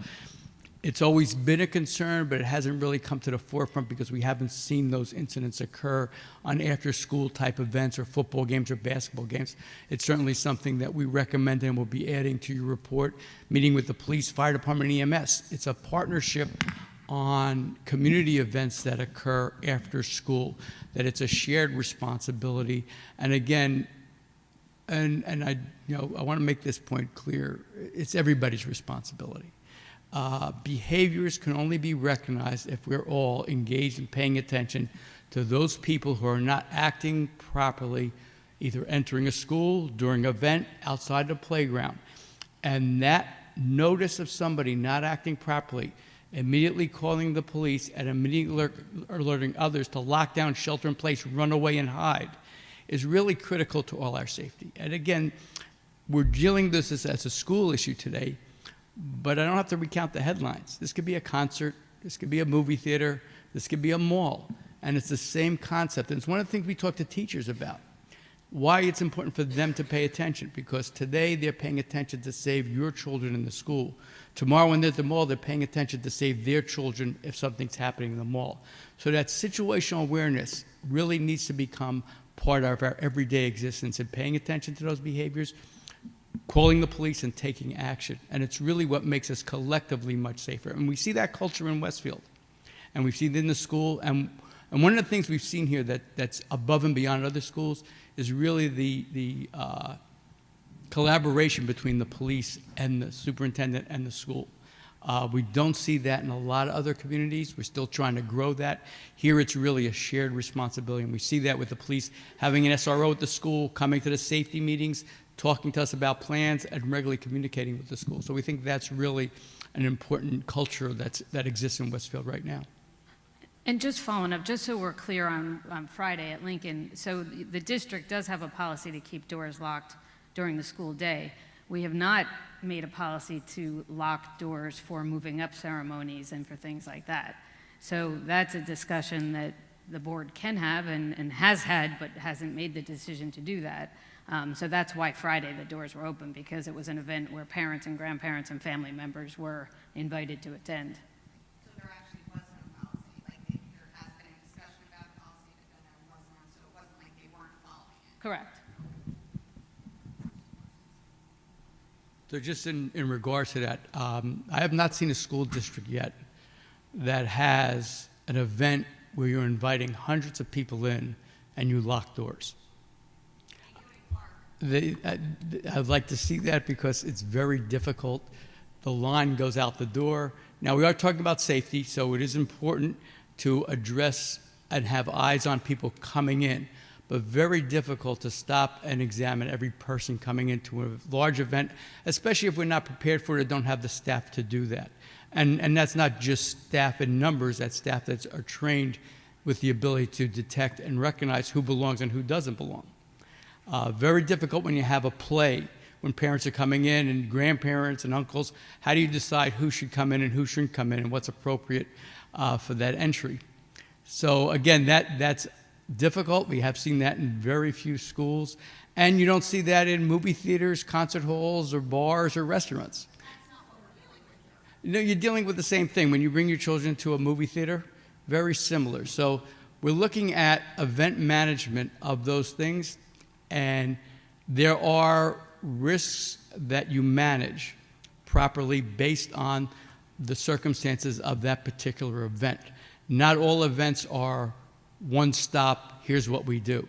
So it has to be managed about the type of event, who's attending, and what we expect, and whether we're under threats. If Mr. Wilkie is out and released, I think a gentleman brought that up earlier, that raises a different concern next year on this anniversary date. So again, analyzing a risk and making plans that address that risk have to be in concert with the reality of what we have available, budget-wise, manpower-wise, and staff-wise, and the risk that we expect on that particular event.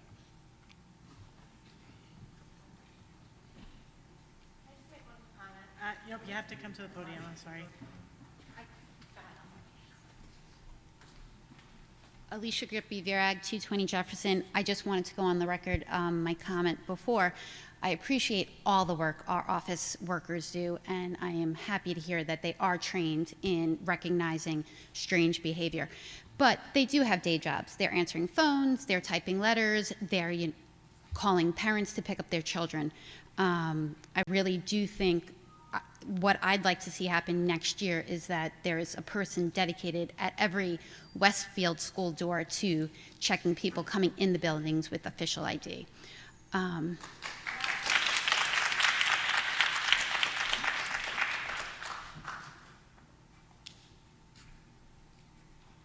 my name is Jessica Friedberg, and I have 3 children. 2 of them go to Jefferson, and 1 goes to the JCC in Scotch Plains.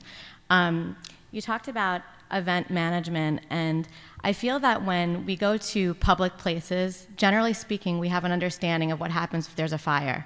You look for a fire sign over an exit, and you know exactly, or an exit sign over a door, so you know where to go in case of a fire. Ideally, when any individual comes into our schools, they should know what to do when there is any sort of incident that we had this week. My concern also is that every day when I bring my children to Jefferson, there are 5 or 6 doors that all the children line up every day, every morning outside, very predictable. It seems very exposed. There are multiple entrances that are open for 20 to 30 minutes every morning. And even when there is a police officer there at school, I don't know how they can have the ability to look and see all 5 doors or 6 doors around the school that are exposed to anybody. And I actually wait every morning until all the children go in because it doesn't make me feel comfortable that there's, as we talked about, somebody being in charge. There's children who are there as guards to help, 5th graders who are there to help the younger kids get into the classrooms in the morning or get into the doors in the morning. But it, to me, just seems very exposed. And I'd like to know if there's any process or procedure like consolidating the entries so that perhaps there's only 1 or 2 doors that children go in the morning, and to make sure that we have security at those 1 or 2 doors that is a little bit more visible.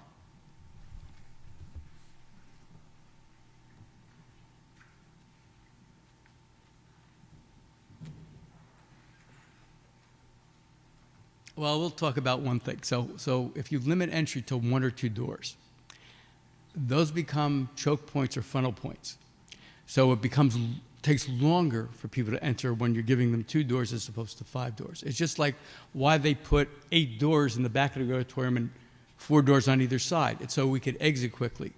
So the more entry doors that we allow them to use, the quicker the students can enter the school. If we make it 1 door, then the line becomes even longer. Again, there's nothing to take away that, and we've discussed this, entry to schools, recess, when students are outside, and dismissal are all high-risk times. And one of the things we talk to teachers about, and again, teachers didn't take the job to be security, but to a person, I could tell you that they do understand this and they do take it seriously. They're paying attention to what's going on out on the playground. They're paying attention on strangers who are nearby. Besides just a missing child, it would be a great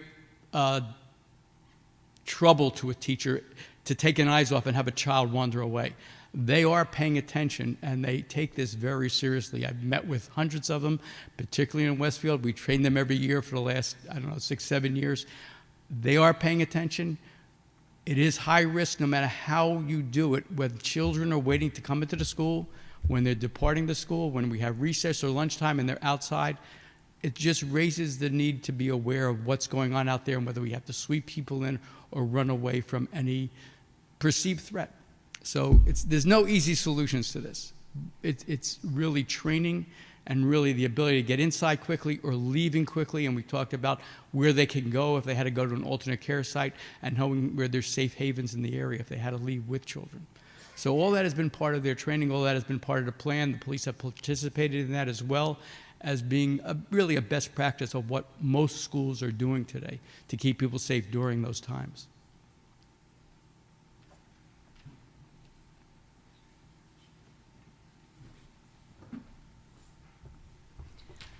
Hello, my name is Sarah Black. I live at 238 Delaware Street. I think what I really want to say first is last week left us all feeling very scared and vulnerable as parents and as a community. I think the only way that we can remedy feeling so vulnerable is by taking action. Our police department took swift and courageous action that day, and I am, as I'm sure everyone here is, truly thankful. We asked that the Board of Education, the town, the police department take swift and immediate action in securing our schools and making us feel like when we send our kids to school, they're going to be safe. It's certainly not unreasonable, and I can't imagine any of you would disagree. When I kissed my kids goodbye on Friday morning, I was scared. And my husband works at Edison, and I was scared for him as well. It shouldn't be that way, but unfortunately that is the world we live in.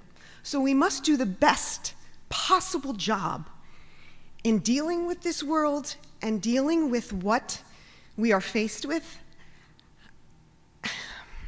And sometimes it's asking unpleasant questions or making people uncomfortable and in saying, you know, what are we going to do about security guards? What are we going to do about looking and checking identification? I could say, you know, I'm Sarah Black, I'm here for my daughter in Ms. Amon's class. Maybe that's not who I am, really. Who knows that when I walk through that door? And what if there's a person behind me who has a gun to my head?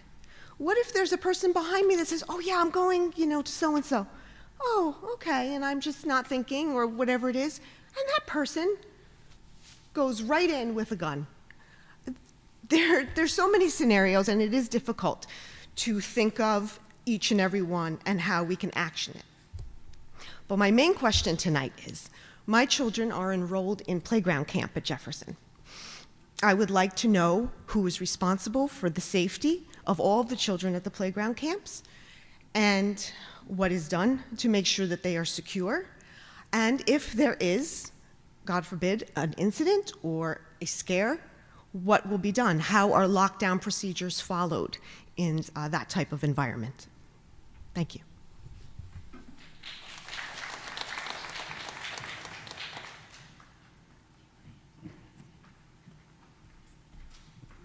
Right, so we realize that the recreation program in the summer it comes from the town, but I was working with principals today talking about what has been the case. You know, they definitely are in the playground. We leave a door open into the building so that they can go to the bathroom, they can fill their water bottles, etc. So we have begun that conversation as to parents who choose to send their program to the rec program, which is outdoors, making sure that there is access. That's the first thing we're talking about. And we are also talking about, and what if something happens there?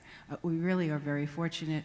The people who work in the rec program are familiar with our schools, so I think that's going to be something that we're going to be able to work out. I know it starts next week, and we've already started the discussion regarding that.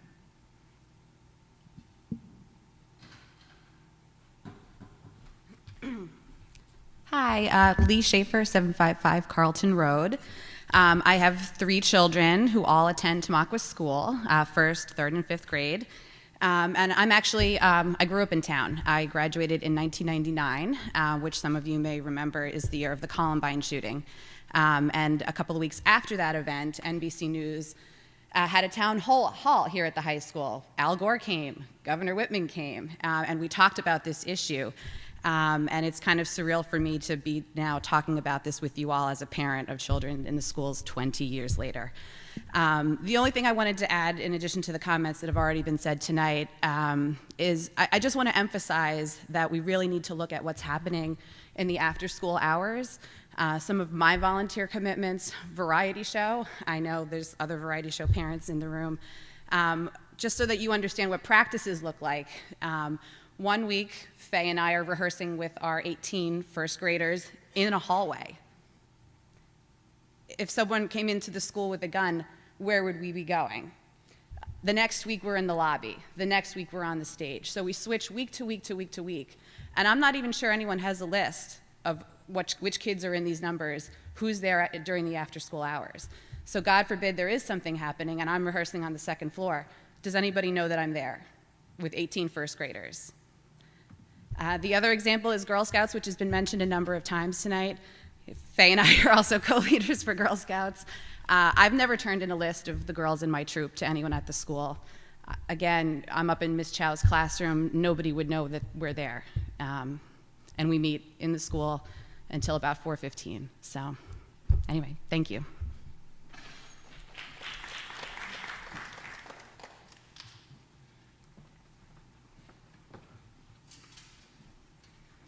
Hi, I'm Tamara Levine, 31 Plymouth Road. I have one child who's a first grader at Tamaqua, one child who will be starting at Lincoln next year.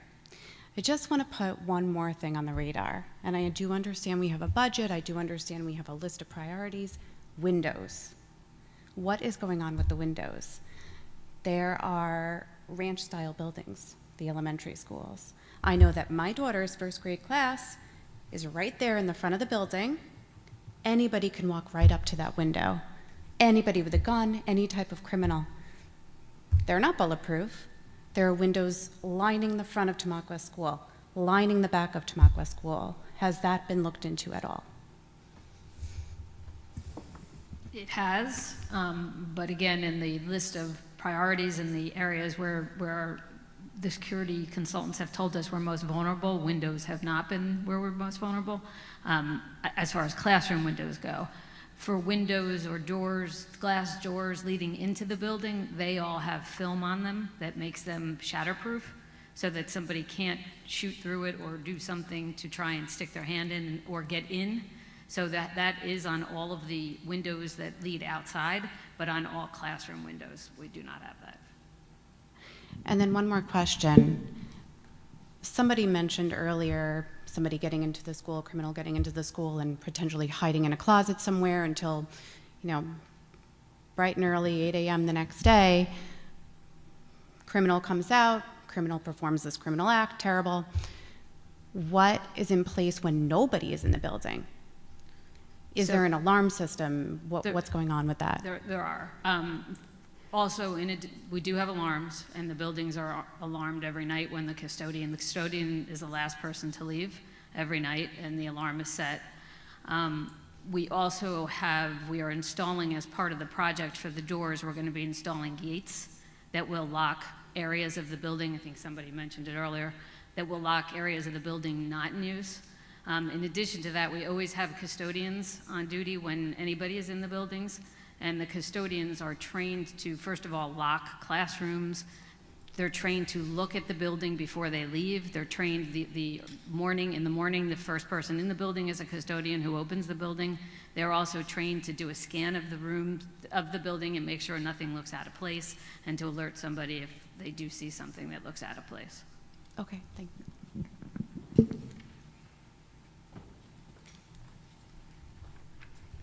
Hi, my name is Kwan Zhang, 1723 Boynton Ave. Correct me if I'm wrong. This whole time I'm here, I grew up in Brooklyn. I have not heard one thing about a security guard at any door. Is that right? Correct me if I'm wrong. Are there any security guards during the day?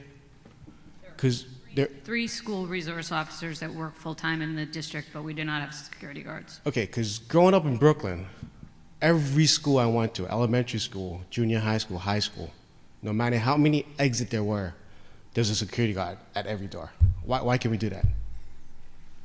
The tax dollars we pay, why can't we have a budget for security guard? It would be a community decision to Right. change the I mean, that's program something to and- look at, and right? to- You guys to talk add. about budget, can you put that in the budget? It could be added as a separate Because proposal to the budget as well.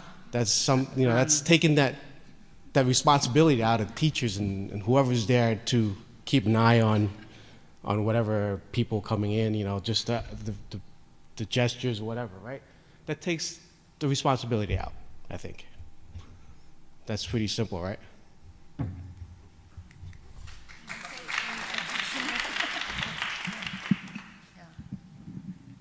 I'd love to respond to that one, actually, because when we had our consultants here speaking at a public board meeting, I think it was 2 weeks after the Marjorie Stoneman Douglas incident, these kinds of concerns bubbled up. People had questions, and we talked about the idea of spending money to harden our schools, to make getting into the entry point as difficult as possible. People talk about this idea of a double entry system. Sometimes they're called man traps, so someone gets in and then they have to be verified before they can get in that second set of doors. And what our security consultants have told us, and what makes an awful lot of sense to me, is that what we want to do in our district is make sure that people who are suspicious don't ever get in the building in the first place, that they never get in the first set of doors. It's obviously concerning to hear that there are some people have individual reports of, I walked right in, I wasn't checked, I look as normal as maybe that guy from last Thursday, who knows.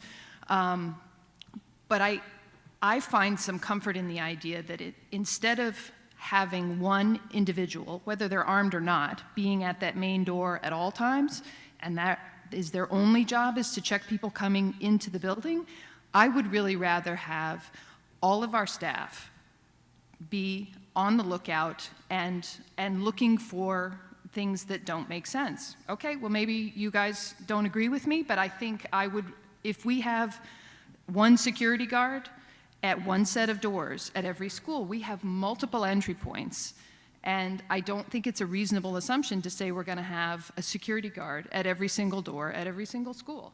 So please come to the podium if you have a comment. I was just going to say what someone else started to say. Why do we have to do one or the other? I also think that in New York City, with the whole campaign about if you see something, say something, what about a campaign for our community as well to make sure that we're all brought together on this idea? I think both can happen together to make sure that our community is safe. Right now, it seems like neither are happening, or at least they're happening more on a microscopic scale. So.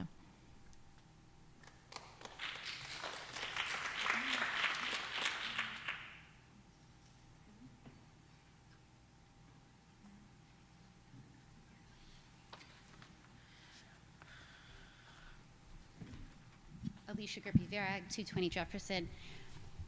Lost my train of thought on the way up here. Now I have it back. Friday, I called a few friends from surrounding towns just to say, hey, what happens at your school door? Scotch Plains, Terrell, there's a security guard. Brielle, New Jersey, a little further south. There's a police officer outside the building, there's a police officer inside the building. Clark just stood up, there's a policy in place.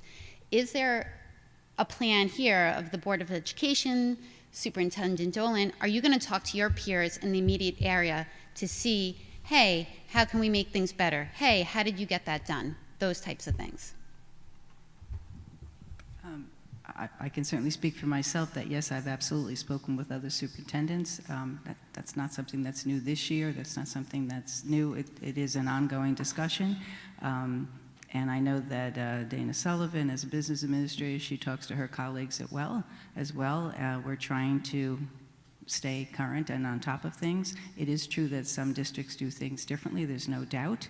But we absolutely share information and share strategies that we find really are going well or ones that we want to reevaluate. Absolutely, we do that. And again, it's not something we just think about when something happens. When something happens, it really highlights it. And again, this particular incident, in my view, one of the things it does is really highlight the after school, right? And we happen to have extremely, extremely busy schools, morning, noon, and night. It goes well into the night, right? And how do you balance that? Some of you who've been here the whole time saw all the students who are doing so well in so many different things. That doesn't happen during school hours, right? It happens for hours and hours and hours every night, and those of you who are parents know that. So how do you balance that, having that access, with making sure everyone is safe? I think that's one of the things that this recent incident has really pointed out with all the different programs after school, whether it is Girl Scouts or it is the variety show or it is, honestly, I could probably go on for 100 different topics. So how do we do that? How do we don't want to stop that. It's good for the development of our children. But on the other hand, how in this world that provides a lot of changes, how do we do that? I can't tell you at this moment I know all these answers, although I do talk to other superintendents who are struggling with the same thing, and although we do deal with law enforcement and they're very helpful, that is a real struggle, to tell you the truth. And at this moment, I wish I had every single answer, because there's nothing more important. But I honestly, I don't. I don't know what you do about a variety show. I know you're practicing in the hall and you're practicing upstairs, and that's not just in that school, it's in many schools. So how do we address that? That's some of the work that we've already done a lot of work. That's some of the work we have to go back and revisit and look at it again. I thank everybody for coming. I have a couple of comments, but I wanted to open up the floor to, does anybody else on the board have anything that they'd like to add? No? I agree with Dr. Dolan. I mean, I don't think that anybody out there thinks that the safety of our students and our staff in our schools isn't of our highest importance, because it is. But we also sit here and we think about the balance that Dr. Dolan talked about the students and what the schools are used for and so forth. So we truly have listened to what everybody has to say. And I believe that, we as a board, we as a district will put changes forth. Are they going to make everybody happy? No, truthfully not. I mean, whether or not, we could go to the point where we say no Girl Scouts in the school because it's an after-school activity. But these are things that we have to look at. And, I appreciate you all coming out. As I said, I'm a parent of 5 children also who have gone through the Westfield school system. And we're passionate about our schools. We're passionate about our kids and our families. And it is the forefront for all of us. It's why I sit here. And I'm sure my other 8 board members. So you will be hearing from us. I mean, the change for tomorrow, we still have to look at, all the different things. But we have done a lot in the past, and we will continue to work with our administrators, Stonegate, the police department, our local officials, to make our schools as safe as possible.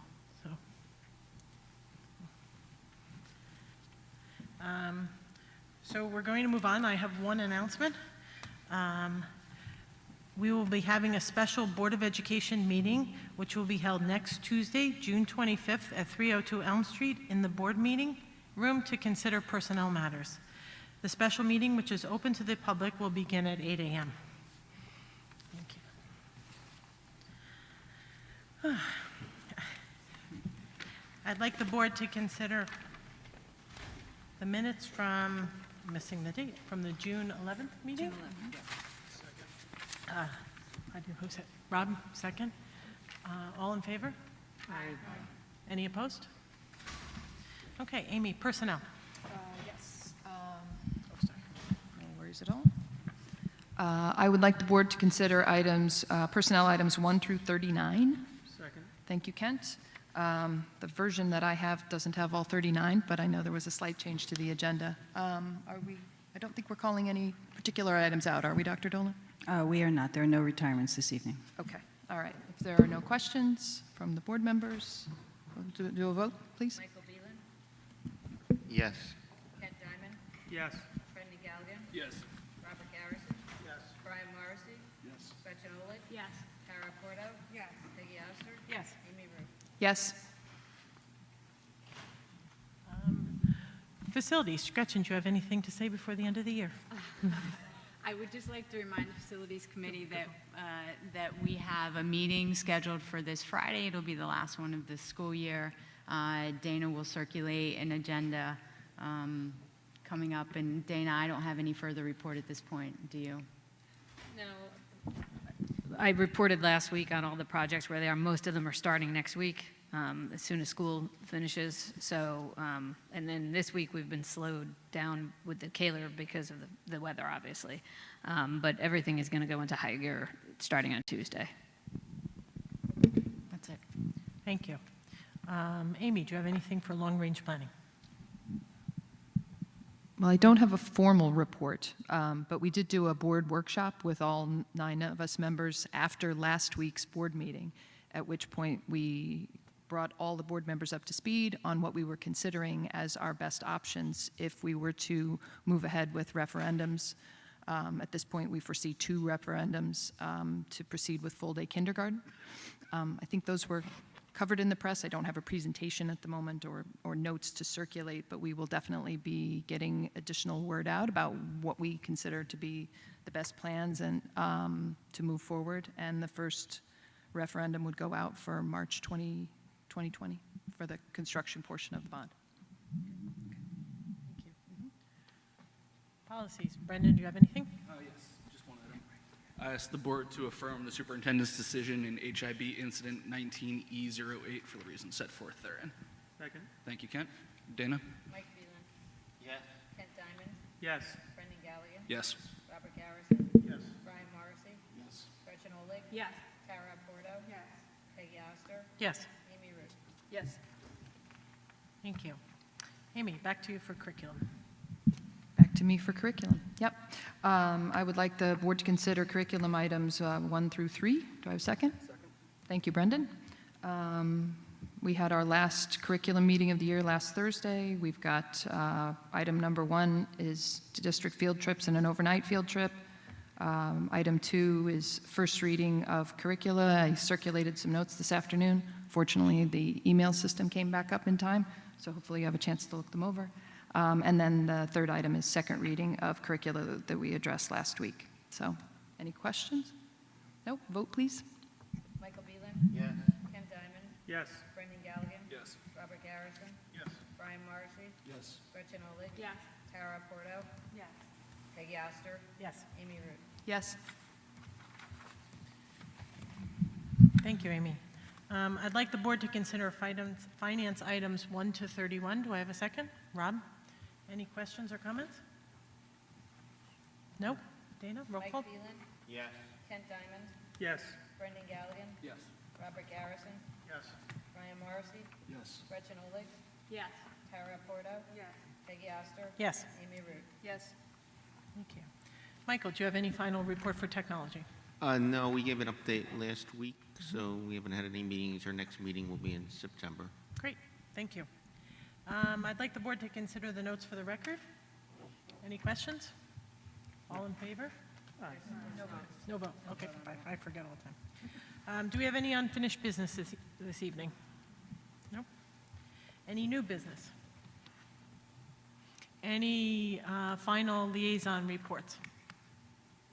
Rob? Just for a point of order, if you want to ask the public if they want to make any comments on agenda items, since we skipped that earlier, if you want to ask the public if they want to make any comments on the public item, agendas on the public.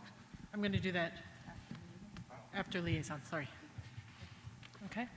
I got the library board meeting this week. Okay, coming up. Oh, no, it's next week. Excuse me, next week. Next week. Great, thank you, Kent. I'd like to recognize the public for any questions or comments. Seeing nobody come to the podium, I would like to approve the following resolution.